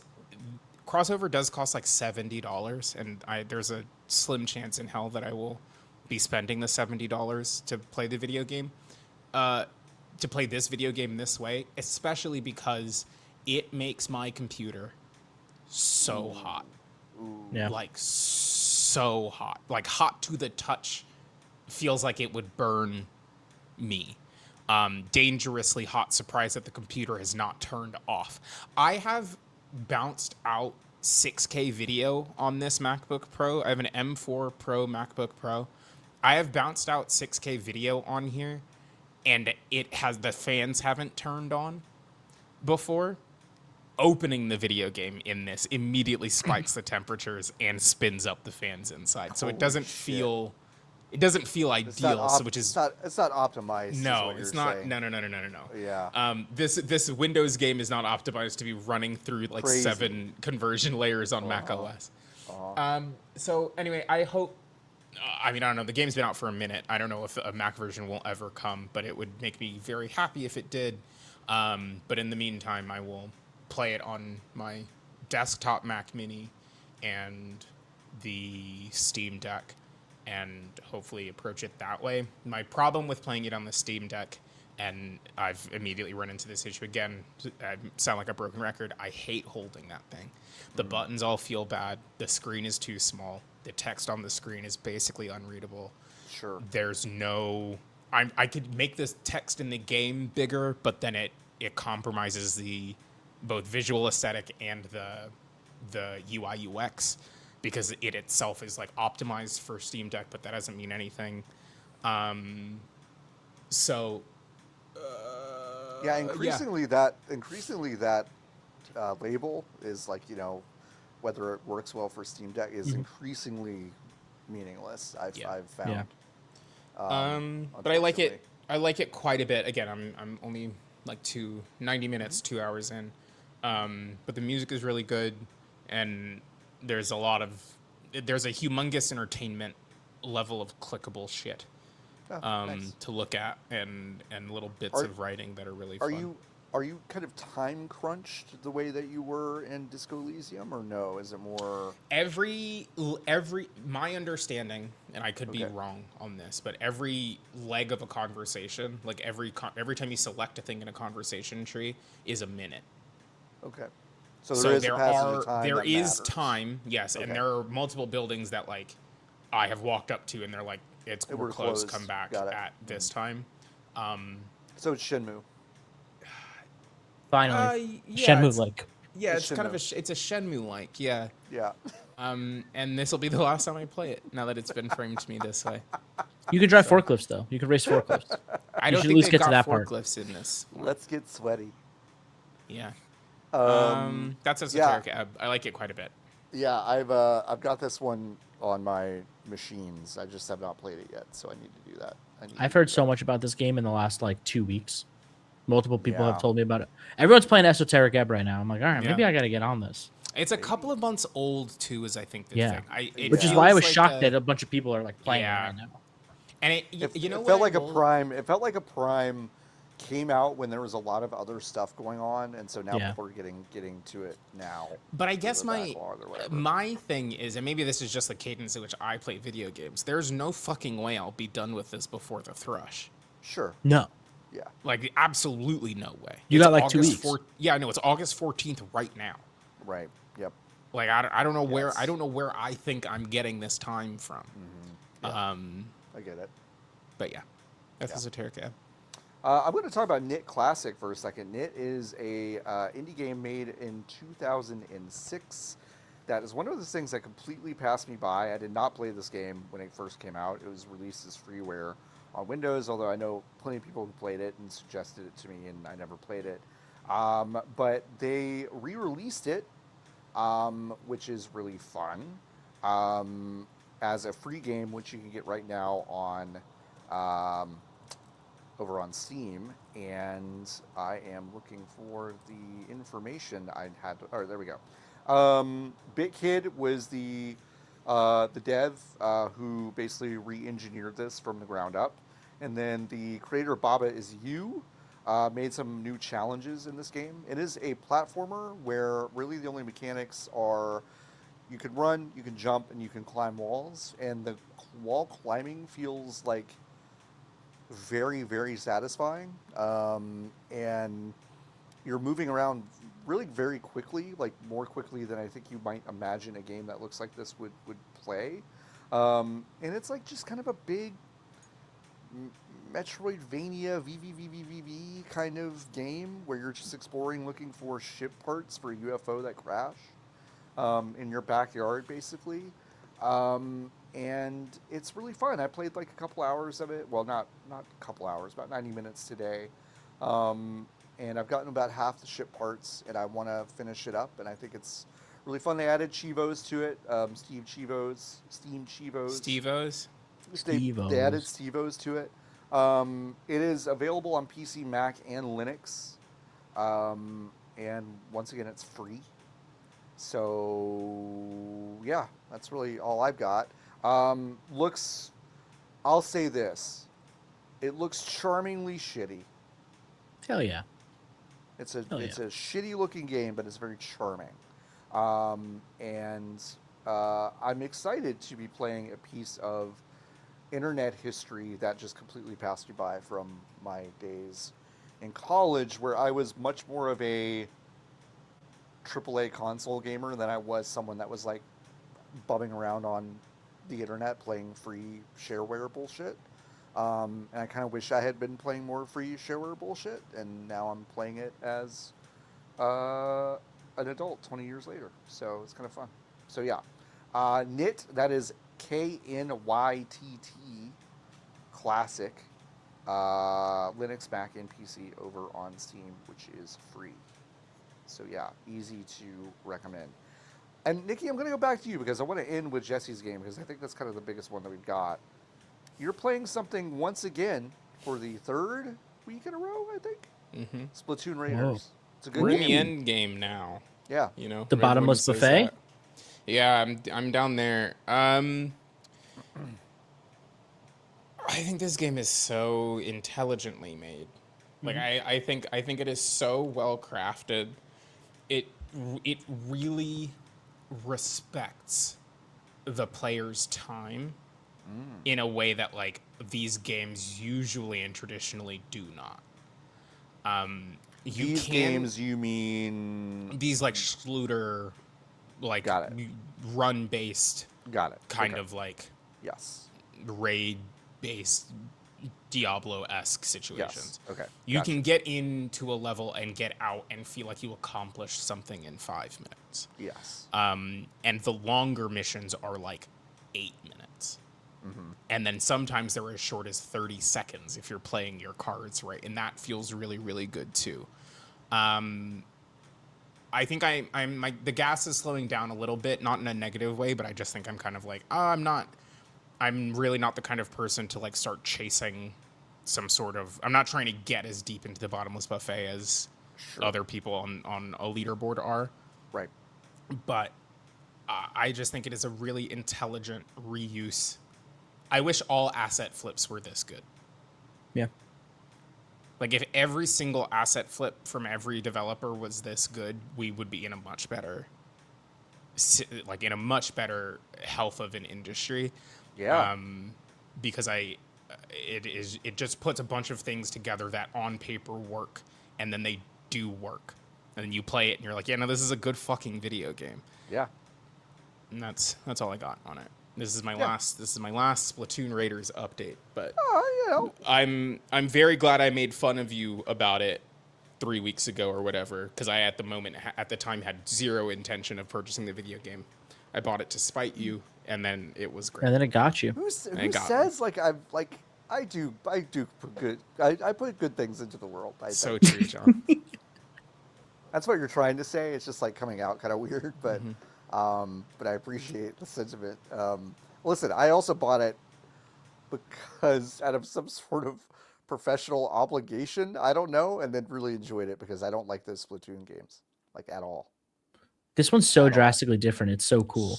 It's so cool that they made a game like this. Yeah. And an end game like that. Like Nintendo is not always the most like, oh, we're gonna put like a pretty beefy, difficult build craft end game into our thing. Right. And Splatoon is not Splatoon is a series with like very light build crafting. Right. Like in the multiplayer part, it's like, okay, you're gonna equip some perks to your gear, and that's kind of gonna be it. But this game's like, no, you're tinkering with every little part of that thing. You're really going down for percentage numbers at a certain point. You're like, all right, sure. Which is fun. I mean, this game is it's probably my biggest surprise of the year in terms of just a game that I did not expect, and also just did not expect to like as much as I do. So, there's a reason we've talked about it 3 weeks in a row. It's just kind of a fun one. Jesse, I am so interested in the game that you played around with this week called Star Wars Zero Company. I want to know about this. Yeah, so this was one of the things I was doing before being laid off, because previews came out this week, so I can finally talk about Star Wars Zero Company. I played what I believe is like roughly the first act of that game. We got like a pretty beefy look. It was the game kind of works in cycles. So for people who don't know, Star Wars Zero Company is the game by Bit Reactor. It's a bunch of ex-Firaxis people, known for XCOM. So it's the Star Wars tactics game that's been shown around. And so you play as the Zero Company, this sort of, group of guns for hire in a lot of ways. It takes place during the like Clone Wars era. So if you love that section of Star Wars, it's very heavily in that. You've got Anakin go around doing things.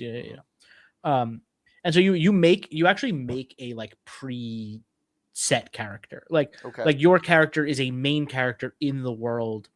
It's not a just like created character, blank slate. You're Hawks. You can change the first name. You can also customize your character. There's like a bunch of different alien races you could be, bunch of stuff like that. And you can make them your own. It's super cool. That's fascinating because Dragon Age 2's set character that you get to control the gender of was also named Hawk, which is interesting to me. Yeah, I don't know if that's a nod or not. Yeah, it's interesting. But it was really cool, and they showed us the presentation. They showed us like the opening cutscene, but the character was constantly switching in the trailer to like all the different versions that it could be. So it's just like, hey, you get to make your own. They have a set backstory, but you get to make them your own. And then you're recruiting both characters that are, characters with their own backstory and will have like a narrative arc throughout the game, as well as going and recruiting just like random Joe Schmo that you can change the name of and customize and, make it the name of your friends or family or whoever. And so it works on both levels. What surprised me about Zero Company is there's so much walking around in third person in that game that I was not expecting in a cool way. It was like, here's the den, which is sort of your hub, and you're going to walk around the hub and you're going to talk to all your party members, and you're going to have you have bonds with all of them that can rank up, and you get some loyalty style missions where like oh, you're going to talk to this person. They're going to tell you about this problem that their mentor was kidnapped and they just finally got a ping on their location. And then you're like, okay, cool. And you're going to load that mission onto your slate of things. And then you're going to take that character and go do this like very specific mission with them. And there's all sorts of things happening, firing at all times. So every time you go back to the den, there's like more people to talk to. Even the recruits you bring in, it was really funny. I brought in some random recruit. I've never used him.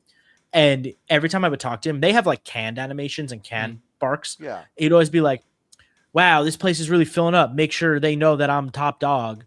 And I'm like, bro, I've never used you. You have never been in my party. You have here.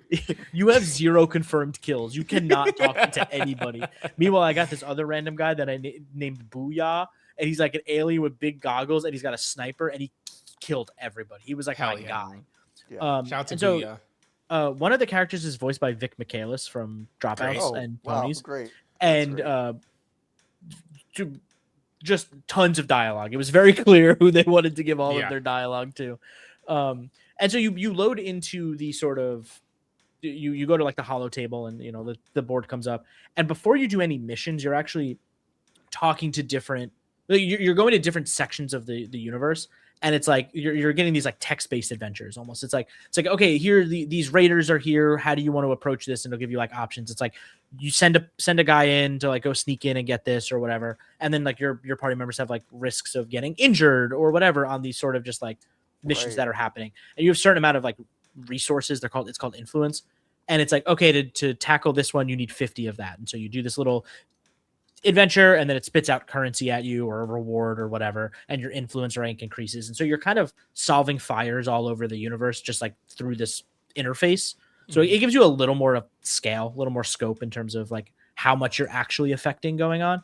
And sometimes you'll need to do that to unlock actual missions. So then you'll tab over to your missions menu, and it'll be like, okay, what's the actual mission that you're going to load into, do the tactics part of it, have the fight. And there's a bunch of different missions, both narrative missions, some side missions that you pick up, some character missions that you pick up. And then when you get into that, that's when like, at first I wasn't super into the game because I was like, I'm just kind of shooting guys. Like everyone's got a blaster and everyone's just kind of it's like, okay, did I miss? Whatever. Yeah, it's some XCOM. You're getting behind cover. Yeah. I got a grenade. Cool. Like that's my one ability. Right. But then you start to unlock more pieces of the puzzle as you level your guys up and get more abilities and start diversifying your team a little bit more. So eventually you do get a Jedi on your team. Telraya, I believe their name was. Cool ass looking alien who's like Jedi Master got like KIA, and now Telraya is like trying to avenge their They're always doing that. They're always, classic Star Wars shit. And so now you have Telraya, now you have a Jedi on your team. So now it's like, okay, my guy's in Overwatch. So anytime the enemy moves, I'm going to shoot. And now I'm going to use the Jedi to like jump off the rafters and like force push everybody. And now 8 guys are going to go on the line of the Overwatch. And then my gunslinger's going to just start firing like dual wielding pistol style, just clipping everybody as they go through. And I'm like, okay, this is cool. This feels good. I like this now. And so as you get more of those, you get some clones with like rocket troopers, and then suddenly it's like, now I got big rocket launcher. That's like way more interesting than my shitty little blaster. Yeah. And so as you start to piece together the Star Wars of it all, I don't have a lot of reverence for modern Star Wars stuff. Like after Rise of Skywalker, they lost me, as they did many people. Sure. I watched Mandalorian a little bit, but otherwise I've not seen any modern Star Wars stuff. Yeah. But it's the thing I said on Blue Sky is kind of the thing I stand by, is every alien you talk to in that game, they've somehow made it feel like you're talking to a practical effect. Like the way those characters are like in the world, it kind of feels like how you watch old Star Wars. Yeah. Where it's like, oh, it's weird. Like these things feel like tactile and there's texture to them, and like the alien like tentacles and stuff like feel very, I don't know if it's the film grain and all the other stuff they've got going on, but it feels like you're in an old Star Wars movie in a way that's like way more appealing to me than, I don't know, like a really high fidelity, crazy Star Wars game. Yeah. It's also got a little bit of Mario Rabbids if you played those games. Yeah, that was, literally what I was going to ask is like how much Rabbids is in here. You know how you walk between zones and Rabbids and like explore areas? It's not nearly as expansive as Rabbids. Like Rabbids is like way more exploratory. Right. But some missions you'll load in and you'll like walk and talk to some people, and then you'll like pick up your scope and like scope in and see where the battle's going to be, and you're like talking to your team about like how we're going to handle this, and then you'll like crest a corner, and then you'll suddenly like be in the fight. And so it gives you those like on the ground moments where you're walking and you're like exploring and talking to random people and being like, hey, we're looking for so-and-so. Do you know where they might be? And they're like, oh, I don't know. And then you walk away. You can get like droids and stuff. So if you want like the R2D2s of the world, you can get those on your team and they do a bunch of crazy shit. It's way bigger in scale than I expected it to be. Yeah. Is what I walked away from this preview with. And the final mission they let us play is like this big mission with Anakin. And it was like, oh, they've got like serious, like they're playing with all the parts of the Clone Wars. Like they're not just like some siloed off thing that has nothing to do with anything. Like they're telling like a very authentic Star Wars story, all the good parts of it and all the bad parts of it. All the parts you kind of roll your eyes at and all the parts you're kind of like, yeah, that's why I like this franchise. Yeah, it's a fucking robot turns into a ball. Yeah, it's sick. Yeah. And then it gets a shield when it comes out of the when it comes cool out. As hell. This is cool. This is the coolest shit I've ever seen. Yeah. I Star Wars is, I think, one of my favorite things to watch a team try to translate into a video game, because you either understand what is special about Star Wars, which is the, like you said, like the tangibility, the practicality of the way that the game looks, feels, and sounds, or you don't get it. And the ones that don't work are the ones that kind of eschew that stuff in service of just showing you Star Wars stuff. Which is why, like, as obviously maligned that second Battlefront game was, for reasons separate from the video game part. But, like, those are some of my favorite pieces of Star Wars. Both of those EA Battlefront games, because they look like you are playing the movie. Yeah. It just looks and feels correct. Even like Star Wars. Oh, I just had the name.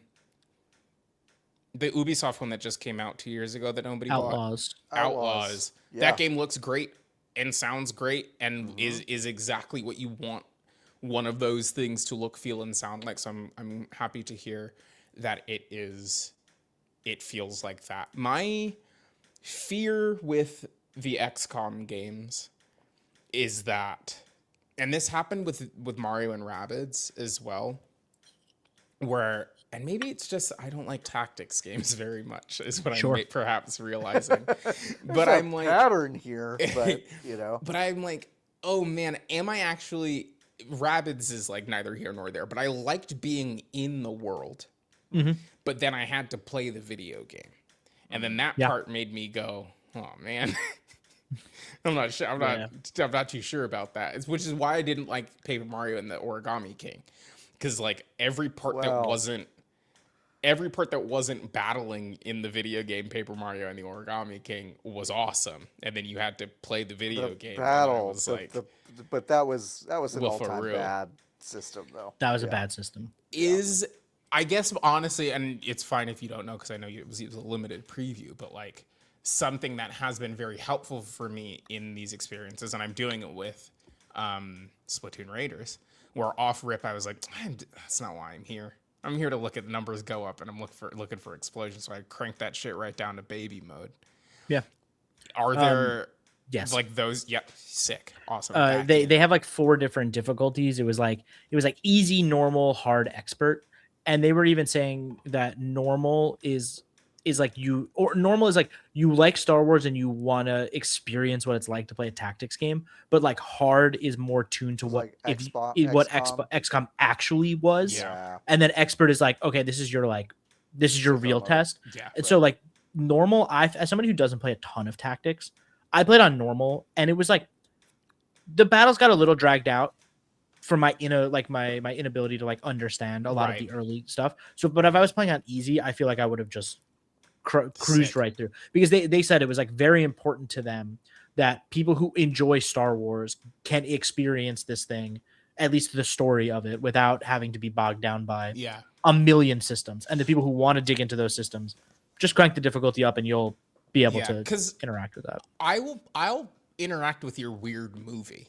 that you've created, if there are interstitials wherein I get to play a video game. Like I'm realizing that I really like that cadence of like in a game when it works, but so frequently I have noticed that when you turn the difficulty down, or even in games like Deltarune is a prime example of this. I conceptually really like Deltarune. Yes. But then I have to do the combat in Deltarune, which I have done in so many iterations, and you have to do so frequently. And I have done for Deltarune specifically over the course of 4.5 chapters, and then the entirety of Undertale. Like I get you got to move the little heart around to not get hit. I understand, Toby. Please let me put the video game down to easy, so I don't I'm not having a good time, and it's impeding my understanding of a story that on paper I'm kind of interested in. Yeah. In a way that like feels different to me than like the difficulty conversation about around something like Elden Ring, where it's like the design of it it's inbuilt. The difficulty is, but yeah, I don't know. Sorry, I started rambling. The thing I'll say about Zero Company that I've experienced so far is that there's so much going on between missions. Like you're gonna boot up the mission, you're gonna do the combat section, then you're probably, if it's a main narrative mission, you're gonna have some sort of cutscene that bookends both the beginning and end of the mission. Then you're gonna go back to the den, you'll probably have another cutscene that plays, it kind of pushing you in the next direction. But then when you're in the den, there's so much going on. It's like you're going to go around and talk to all your characters that you want to talk to. You're going to have conversations with them. You're going to go to the med bay and like deal with all your sick or injured people, put people where they need to go and deal with that. Then you're going to go over to the recruitment tab and see if you want to recruit anybody new that's popped up since the last mission. Then you're going to go talk to the guy at the armory and, figure out your gear and do all that, have conversations with him. Then there's a couple of other NPCs that you can talk to in between. Then you're going to go to the holo table and do the influence thing that I talked about. So there's like a good chunk of time between missions that I felt like by the time I got to the next mission, I was like, okay, I'm ready to do combat again. Like I'm ready to play the video game because it's on my terms. It's not necessarily dictated by just a story cutscene. It's like, I have spent as much time here as I can and I want to and I care to. Now I'm gonna go make the decision to push this forward.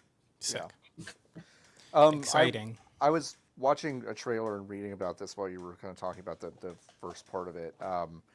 I'm reading that you can create your own droids. Is that correct? Yes. Okay. That's I did not do that all. So even the main characters or the characters with like narrative arcs, there's a lot of customization. While you can't customize their like physical appearance or their backstory or their name for those characters, you can there's like a lot of actual like outfit changing and customization. That's what it looked like. And then they what's it called? Bit Reactor got to design their own line of droid for this game. So it's like it's the BB1, I think. I don't remember or the BR1. So they have their own like astromech droid that like is designed for this game specifically. And then you can take those in the same way you can customize your party members. You can like customize the color and the paint job and the parts of the droid and like make it your own. And if you want that on your team, droids have like their own very specific gameplay style. They do very specific things compared to like what other players can do or what other characters can do. And so if you want, they were saying, if you want to roll in with a team of 4 droids, you could do it. I don't know how useful it would be, but you could just roll like a squad of astromech droids in there and just start doing whatever. Start blasting. Yeah. There's a lot of cool stuff going on. In this then game. like the levels themselves are crafted, but like the placement of enemy units is proc gen, I think. So I think what I've experienced is in narrative based like structured missions, I think everything is fully scripted. Okay. Yeah. And then like I said, when you're in the influence zone, you can end up picking up random side missions that are like, go here and the pirates are attacking and defeat the pirates. Because there were a couple times I would revisit a map from a main mission. And I would start on the opposite. I was on the opposite starting end. Like the finish line of that mission was actually the starting point for this mission. And enemies came in from a different direction, and there was a different type of enemy. And so they definitely reuse like some of those battle maps, and then just sort of like you said, like sort of replace the parts on them. Yeah. Which I think is fine for some random side missions that pop up. Like, yeah, whatever. It's all strategic and unit placement anyway. Changes the whole fight. This game comes out soon. It's like 13 days. Yeah. Yeah. They gotta stop. That's what I felt the same way. I know. Fucking Wolverine comes out in less than a month. Like, yeah. I was like, what are you talking about? Yeah. How is it September already? I've been sold on picking this game up. I think I like those tactics games enough that like even if it's weird. Even if I end up not actually playing too far into the actual story, I do feel like I get a lot from just like tinkering with those first like I don't know, like the first like quarter of a game. Like I just really do. It does scratch an itch for me. And the Star Wars of it all. Like I saw some people talking about this. Like Star Wars, pretty good track record for licensed games. I mean, absolutely. Really overall. Like, and it's funny that. The phrase "I'm surprised at how much third person walking there is in this game" also applies to like Galactic Racer. That also was strange to me and interesting. And it's like these Star Wars games that are coming out are doing things that are a little bit unexpected, but also to your point, Jesse, I think really grounding the experience in I think the best parts of Star Wars and not the stuff that like. Kathleen Kennedy is like wanting to do with everything. She doesn't even work there anymore. Dave Filoni. That's him. That's him. Sure. With the cowboy hat. Yes. Yeah, that's him. It's D23, John. I can't believe you didn't know that. I'm so sorry. The Simpsons man just said, I think they're remaking Hit and Run, and then the other guy on the panel was like, or maybe they aren't. So I think they're remaking Hit and Run. So they're remaking Hit and Run. That's interesting. All right. We have played those games. This is the part of the show. We'll answer just a few of these. Go to bgbs.com/Discord. It's free and fun to join our Discord. There's a lot going on in that Discord. How much is free? $0. Whoa. I know, it's crazy. What a deal. You could join that for free. But if you do join the Hive by going to vgbs.com/join. How much is that? Well, it's $9.99 a month. Okay. $99.99 a year. Okay. So a little bit of that's savings. A little bit $20. Savings. Value. Which you could go do right now. And if you do that, you can go to this. You get a special access to a Discord channel called the Hive, and you can ask us questions. Just like these people. Chris asking, as per Sam Reich's final will and testament, game changer. I guess Sam Reich is dead to Chris. Damn. So crazy. Brutal. I like that guy. Game changer must now be owned and operated by the VGB's corporation. Who is the host? What guests are you bringing on, and what are some of your episode premises?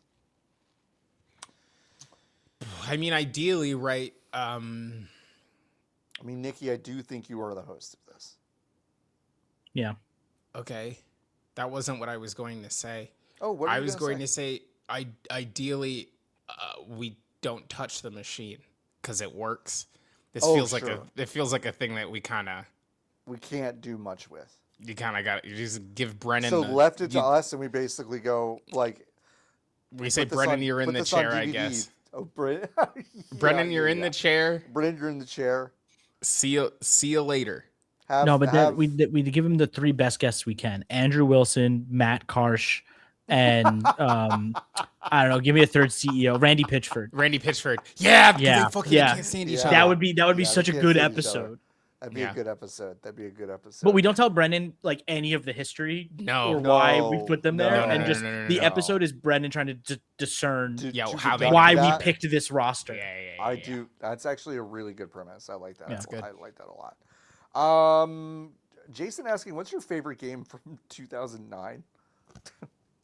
Googling games that came out in 2009. Games 2009. Let's see. The picture this is easy for me. The picture when you Google 2009 in video games, the Wikipedia is of a red Nintendo DS XL. I Oh my think. god. Yeah. 2009. This is maybe I didn't realize this, Oh, but this is maybe the that's easiest easy. question. Yeah, I mean, I know mine. I'm like Mine is definitely Batman Arkham Asylum. Fuck, there's a really good year for video games. It's a pretty good year for video games. Yeah. Because I saw Call of Duty Modern Warfare 2, and then my brain instantly went, well, it's that one. Yeah. But then I scrolled down a bit, and that's when Minecraft came out. Yeah. And also Left 4 Dead 2. Yeah, Forza Motorsport 3. This is a pretty good year for games, actually. Skate 2. Skate 2 was then. Pokemon Heart Soul Gold, Soul Silver. Silver. Yeah. Demon I think Souls. that's what my actual answer is. Yeah. Is probably Pokemon Soul Silver, Heart Gold. Man, that's really tough. And then everyone's favorite 1-2 punch on Xbox Live Arcade, Braid and Shadow Complex. Of course. So, who could forget Orson Scott Card's Shadow Complex? Low-key Halo Wars came out that year. I played too much of that game. Halo Wars, Yeah. man. Peggle 1. Sorry, the first Peggle came out in Peggle 2009. came out. Oh! Assassin's Creed Bloodlines. What the hell game Wait. is that? Sorry, Peggle did not come out. Peggle came out on the 360 in 09. It actually came out 50 in Cent 07. Blood on the Sand? Dude. I think Beatles Rock Band. Spore? It's cheating a little bit, but the Spore Metroid Prime trilogy. Trilogy? Sure. Damn, But- is 2009 a goated year? Maybe. 2009 is pretty fucking good. Assassin's Creed 2? It's definitely Arkham Asylum though for me. That's my favorite game. Dragon Quest 9? Dragon Quest. Yeah, I think It's a pretty there's good year like for games, huh? it's a pretty good year for video games, I think, yeah. Yeah. Yeah, Jason, I doubt you pulled that out of your ass. I bet you looked it up or knew that it was because it's a pretty good one. X-Men Origins Wolverine. Yeah, yes, that film and game combo. Harkavian asking, I was just unsold on buying a game by seeing a fan call it the Dark Souls of looter shooters. Are there any endorsements like this one that instantly turn you off to pursuing a game? I have to know what that game was. I'm Yeah, so what sad they game was didn't add what the game was. Yeah, that Harkavian, you gotta tell us what It was game that Splatoon was. Raiders. It might have been. Wait, so just someone describing something like that and then being like turned an off by a analogy game. of like, oh, it's the Madden of arcade brawlers. It's like what? Like I don't know what they. I don't even know what that means. Saying anything is like the Dark Souls of anything. It will turn me off of it. Yeah, I think Souls-like is grotesquely overused for what it is. Like increasingly, people just mean third-person action role-playing game, which is crazy. But I mean, really, the thing that it's gonna turn me off maybe the fastest is, I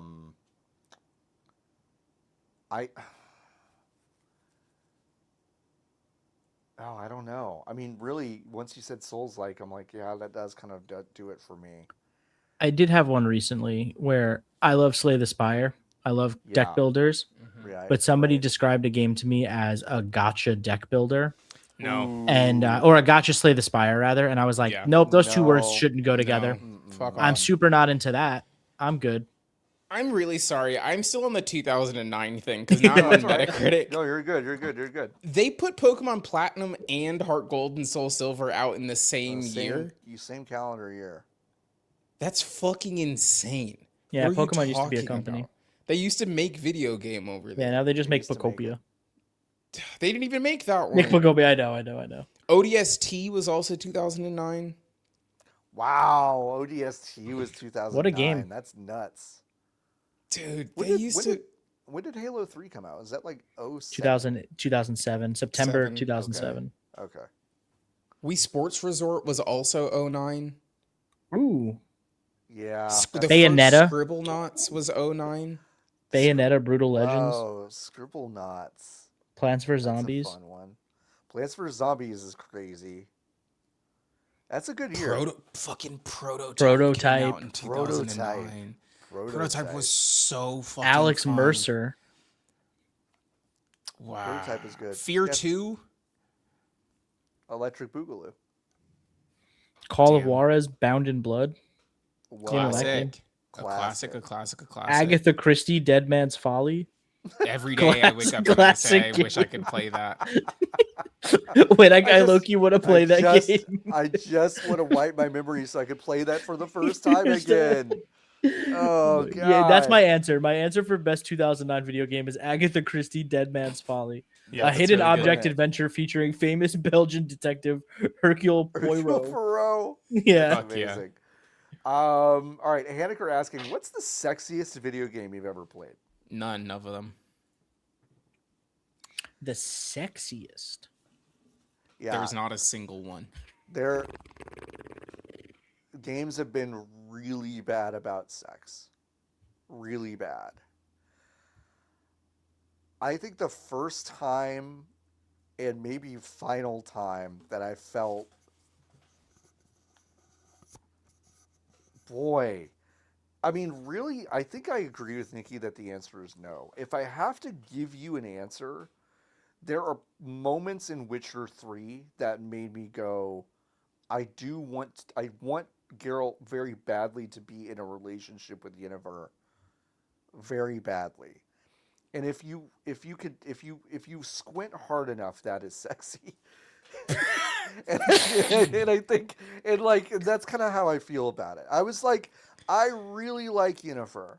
She's a really interesting character, and she's naked a lot in that game, and so is Geralt. But those things don't necessarily mean it's sexy to me. I think the yearning of those characters and the circumstances that prevent them from being together when they want to be is actually, it's starting to encroach the bubble of sexiness to me. Sure. And it's one of the only games that has really done that, I think. So. I think my answer is Noir, play with your food. You don't even have to elaborate. You know what? Food is sexy. Playing with your food can be sexy. You know what? Yeah, you're right. You're right, though. Yeah. When you put that stuff in the meat grinder and it kind of just like slowly comes out, that's sexy. Yeah. It's just that, like, you're right. No, there's not there's sensualness. Yeah, to that game. Yes. Yeah, there is no video game wherein the express purpose is we want these people to be fucking. Yeah, they're not good at that. 007 tries. It can be. There's moments of that game where it when he's just like in the beginning, it's like the montage, and then he's just like having sex with that person, and you're just like, oh, all right, sure. Like, I guess he's fucking. Yeah. But even still, I'm like, it's not the like. It's not what's tickling your brain for that at all. Right? Yeah. No, I actually am not sure if this medium can support sex. Like, but that's a larger conversation than than we have time for. I definitely think it can. But I want to also shout that, like, I think there are a lot of queer-made indie games that are better at this, but I do not play a lot of them and have not gotten around to them. No. So I am specifically talking from like more of a AAA space. I think games can get there, but not without, I think, a lot of like really like foundational changes that would have to be made to kind of how they're made. I feel like. What's I think the there's most also sexless? different types of sexy. Go ahead. Sorry, no, I was thinking like a Tetris block fitting together can be sexy. You know what I mean? Sure. You gotta really like there are other forms of outside of the human. When you do a T form. spin, that does kind of go crazy. Yeah. Yes. Yep. That's all I got.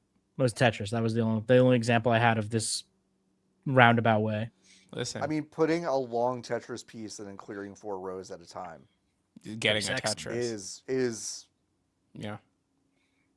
I don't. A think hammer that's on wrong. and a pull off in Guitar Hero can be sexy. Yeah. I like Jesse. I like this expansion of what we are calling sexy. We have to open our minds. Turning off the Xbox. It can be sexy. Sexy. Absolutely. Yeah. Absolutely. Yeah. When it gave me that red ring, I was like, say less. Stay off. Sitting in a Netflix watch party with your friends in high school and watching an episode of Scrubs. Sexy. While your little avatars are bipping and bopping around in the theater. The light bar on a DualSense controller when it changes colors. Mm-hmm. Whoa. A Connect. Now we're thinking. Now we're thinking. Power. What's the most sexless video game? Asked Jason. Grand Theft Auto 5. Interesting. I don't think you're wrong. It's pretty bad. I can't wait for this. Next one because I think they're gonna feel emboldened to try to say some stuff. I do too. About also because it's the first time they've done a female lead. Yeah. So I think they're gonna feel emboldened to say some stuff about agency and the female body, and I think it is going to be fucking insane. Yeah. I think it is going to be crazy. Niki, on the record on the BGB's podcast, says at any time you can masturbate in this game. That is what Niki is saying verbatim. You can print it. That's what I'm saying. Put it on the back of the box. That's what I said. I had not thought about that until this moment, and God, that would be crazy. Wait, what? Being able to masturbate at any time? I don't think they're gonna do that. No, they won't. But they could. They could. The threat is always active. The threat is always active. Yeah, no, Niki, I think they're going to be really deranged about that. I think you're right. Yeah. I can't wait. I'm so excited to see this thing. I just want to know about it. I know. I can't wait to pick it apart. Yeah. Me too. Yeah. A couple more questions. Grace. Actually, I like this one. I'll have to think about it a little bit. Surfercrat asking, what's the worst meal you've had to pretend to enjoy, and why did you have to fake it? Why is easy. You have to be nice. Like that's Like in every, and I want to come up with an answer that there is no way that anyone I did this to would be listening. So I got to think about it for a second. I went to a restaurant. It's closed now, called Poltergeist. Oh wait, that I had to pretend that I liked. You had to pretend that you liked. We could expand it to you had to not say that it was bad. So I pretended I liked it for like 85% of the meal. And then towards the end, I had to say, this is maybe one of the worst things I've ever eaten. Yeah. Like, this is maybe one of the worst meals I've ever had. It was this restaurant called Poltergeist in Button Mash, which was an arcade bar in Echo Park. It was open for a long time and died because of the pandemic. And also, I think they were just kind of poorly run pre-pandemic, but whatever. And just rubbing a little dirt in the wound. Huh? Rubbing a little dirt in the wound. Yeah, that's fine. Yeah. It wouldn't have happened to me. And the restaurant, like, the food was, they were trying to do too much, and none of it landed. Like, not a single swing connected. And the person that I was with was very excited about it, which is why I was, like, trying to be nice about it for as long as I was. And then I think I felt something in her change. And then I was like, this fucking blows. This is horrible. And then we both commiserated in how bad the meal we were eating was. And then it was like $120 for two people. Ooh. Just fucking insane. $120 for two people? Holy shit. It wasn't even good. We were sitting next to the fucking Tapper video game, and like one man was doing both sides of Time Crisis, and they had the audacity to ask me for 60 of my American dollars to eat the worst meal I've ever eaten in my life. Yeah. Unbelievable. That's crazy. Yeah. I think, a good one was a rainy day when I was in Kiowa visiting my parents at their house out there. And it was a rainy day, and my mom very confidently was like, well, they had like a condo in this like shared use space, and there was like a pool house that also had like a small restaurant attached to it. And my mom was like, "Well, they got pizzas that are just ready to bake. I'm gonna go down and get one." And so we were like, "Okay." And so for lunch, we had this pizza that we baked in the condo, and it was horrible. I mean, it was really, really fucking bad. But my mom was so pleased with it and was saying how much she liked it that I was kind of like, okay, I will play along. But the longer the meal went, the more I could tell that she also didn't think the pizza was good. And she was just lying and just saving face and just trying to break through it. And so about 90% through the meal, I was like, Mom, you don't like this pizza's bad. Like, this is not good pizza. It is bad pizza. We don't have to pretend this. And she kept denying it. And then a year later, she goes, "Remember when we had that bad pizza?" And I was like, "Yeah, I remember. You're the one that tried to fucking gaslight me into like thinking." Anyway, so that's a good example. Almost every other example I can immediately think of might involve someone that didn't know that I thought the meal was bad, and I don't want to hurt their feelings. That's so fair. Yeah. I went on a date. This was like a decade ago at this point. And it was this girl that I went to college with, and we go to this like bar that's like near her place, and I order. I'm pescatarian at this time. I don't eat meat at this point in my life. Okay. And so I'm gonna get like a grilled. I'm gonna get some like grilled shrimp in a salad, like whatever. Keep it light. And then the waiter says like, "Oh, we have this special, blah blah blah. It's like pretty similar. Do you want it?" I'm like, "Yeah, whatever, sure, man, that's fine." And he comes and it's like really hard to describe, but it's like, what if the salad was kind of like in like a mold, so it's like kind of like almost like it kind of almost looks like a bundt cake. Like it's like and it's squid, it's not shrimp. And so I'm on this date and this big ass like salad that's like wet and molded together. Yeah. And so I'm like, and she gets like, it's like a normal ass meal. I've got this crazy salad with squid and like all this. So I'm like eating it, and it's fucking awful. It's so bad because this is like, it's like a bar-ish restaurant. So it's like they don't have good squid. Like squid is not something you should ever order from. Yeah, at the Squid Dome. And it's a place that's like kind of close to our college, so it's like also the like local hangout spot for a lot of the kids who are on campus. So it's like, she's like, "I can't believe you got squid at like the village." Right. I'm like, "I didn't know." And then so like the date goes like, okay, like we're friends before this, so like we're talking, we're hanging out, and then like I can tell by the end of it, I'm like, there's not going to be a second date. Like this did not go well. I think the squid thing gave her the ick like really bad, and I didn't even intend to get the squid. It just happened. The squid cake happened to me, and now I've got to face the But consequences I think me trying to like play it off like, "Oh yeah, it's cool," like we just gave her the ick like really bad. So then we leave, and I go home and I get food poisoning. And like that's like it was like top to bottom one of the worst experiences of like a thing that if I would have just stayed the course and got the shrimp and salad that I would have gotten normally, instead of being like, "Yeah, I'll be adventurous, why not?" And now at a restaurant, I will never try be anything adventurous. new.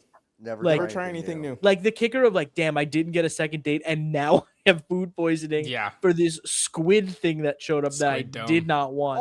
Also the fucking confidence to be like, "Oh no, like that shrimp salad you want, we got this other thing that's similar," and then it to was bring such a you clear just upsell. a molded squid jelly is disgusting.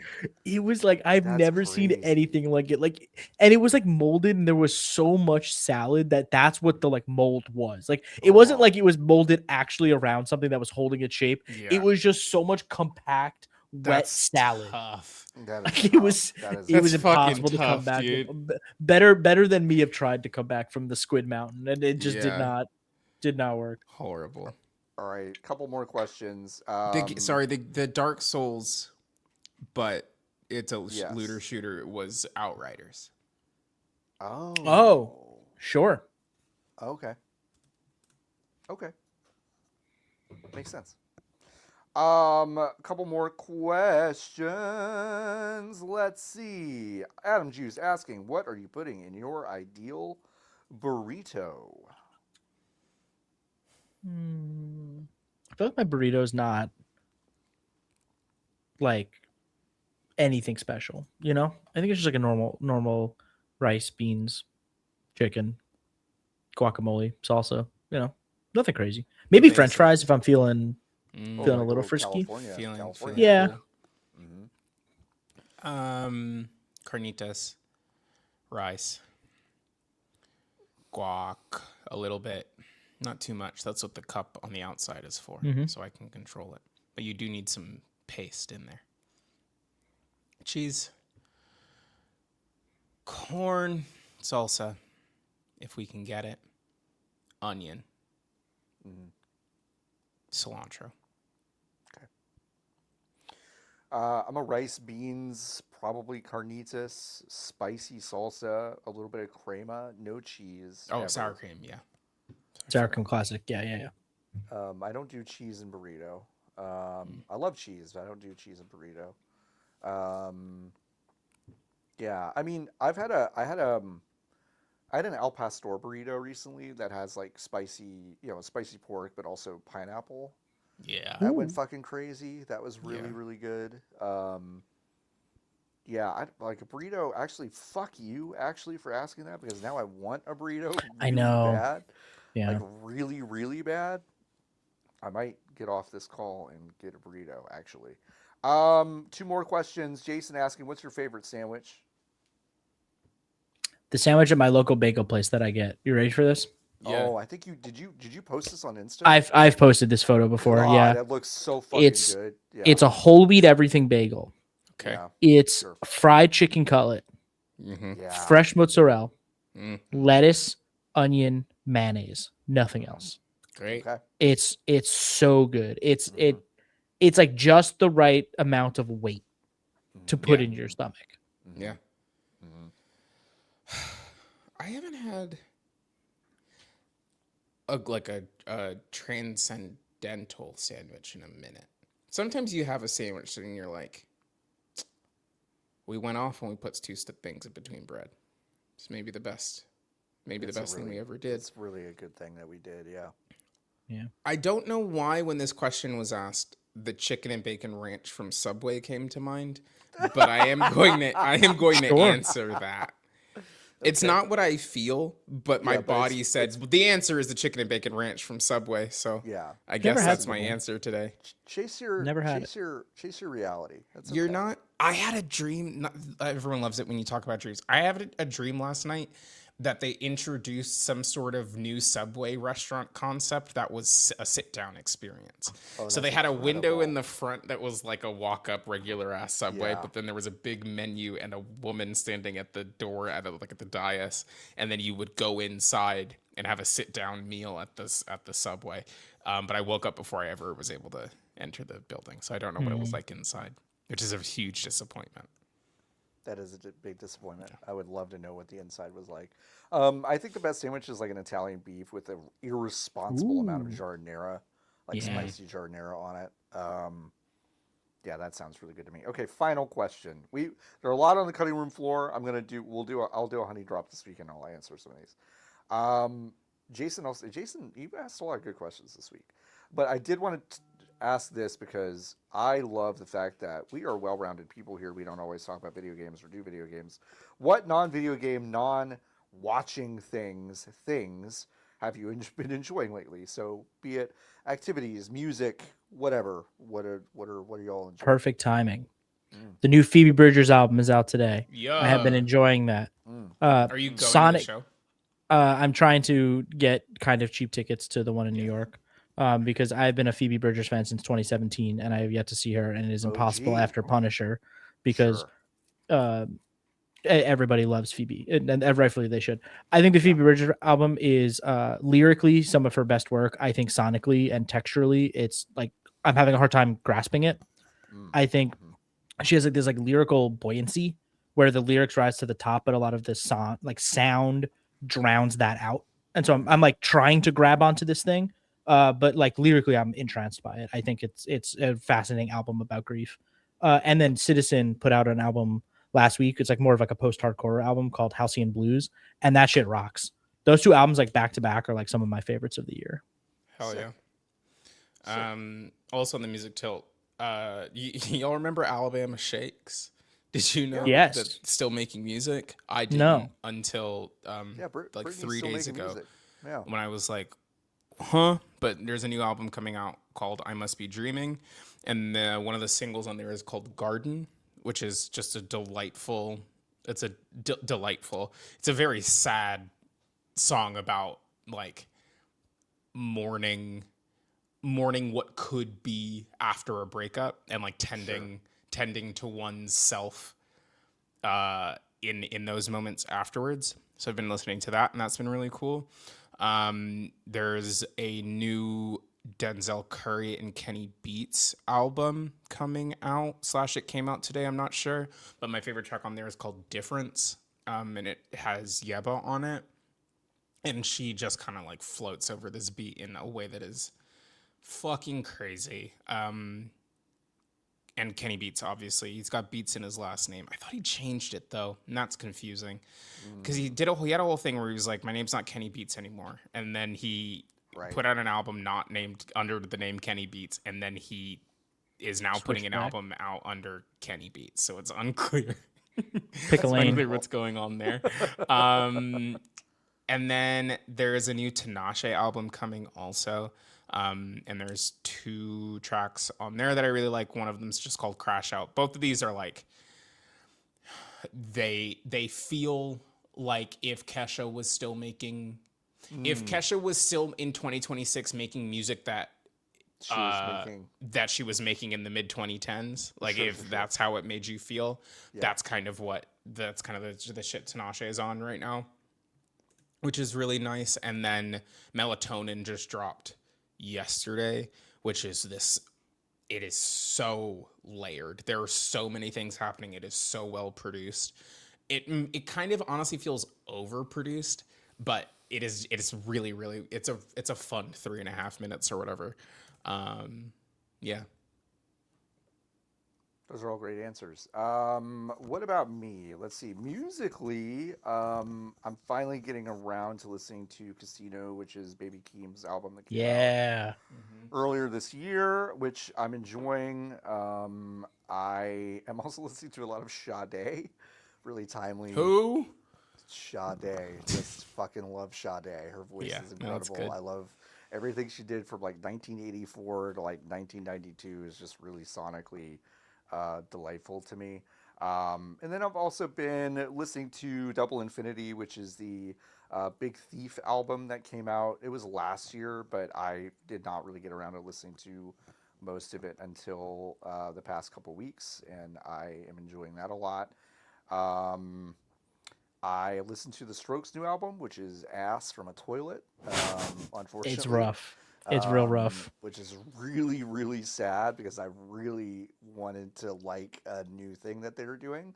Interpol is releasing a new album very soon, which I'm very excited about because for whatever reason, because I guess they just detected that I'm a 41-year-old white man, TikTok has started to be like, do you want us to show you just a bunch of Interpol edits of like shows you like, but with Interpol kind of behind it? And I was like, sure.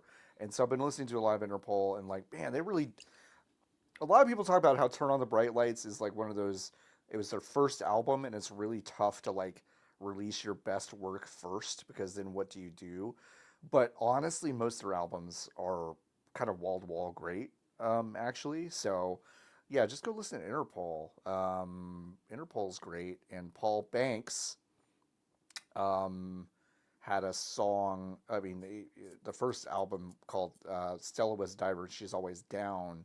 And when Paul Banks would say Stella, I thought it sounded like a kitten that I adopted in 2008, and so we named her Stella, and that's how that happened. R.I.P. Stella. You were a good cat. You were an okay cat. You were really cute and sweet. No, she's up there for sure. She's up there for sure. Softest cat belly probably I've ever. Cat belly, folks, listen. If you're allergic to cats, pop a pop a Benny and just get your face in there just once. It's not no. Yeah, no. Just pop a Benadryl and just get your face in there once. Everyone's got to like smooch a cat belly at some point. It's a really fun thing to do. That's it. We did it. It's not the longest episode we've ever made. Damn it. I know. You know what's weird, Nikki, is that off the rip, we just did the longest one I think we ever did last week. I don't know why, but we just did the longest one. Yeah, I know. We can make them shorter. Make them longer. Maybe I should just not. Maybe I shouldn't enjoy myself as much. 4-hour podcast. No, listen. Now listen. I will tell you when it starts creeping up to 3 and I do notice it, I go, oh man, 3 hours, huh? Oh man. How is that different Than 2? Yeah. Then 4. It's way different. Anything over 90 minutes, I think we're Interesting. You know, Streamer podcasts do a strange thing where they do 1 hour. It's exactly 1 hour, and then they film a second hour that's only on Patreon. Every streamer podcast does it. Interesting. It's fascinating. And you know what? I subscribe to some of those because I'm like, I want that other hour. Yeah. 55 minutes hour. wasn't enough. I want another. I I'm want the eating lunch right now. Like I need something. Yeah. It's interesting. Go to VGBs.com/Discord. Join the Discord. If you want to join the Hive, you can go to VGBs.com/join and join the Hive. Jesse, this is a delight. Yes. Thank you for having me. Oh my gosh, thanks for coming on. What do you have to plug? That's such a great question. I guess I plug my Twitch stream now. I guess twitch.tv/Mama Vitelli is the thing to plug. My Instagram, also just Jesse_Vitelli. You can find me there. Blue Sky. I primarily find myself on Instagram these days more and more. I will have some cool stuff to announce next week. Cool. So stay tuned to Instagram, Blue Sky, Twitch, whatever. We got some cool stuff coming up that I'm excited to talk about, but we're not ready just quite yet. That's exciting. I can't wait to hear all of those things.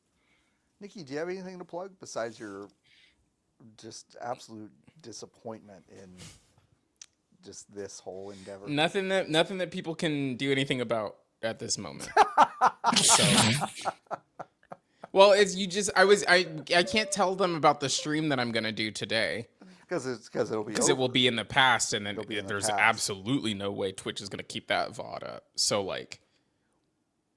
Well, you can still say what you're doing so that people who may not know. I'm doing Niki Tunes is coming back.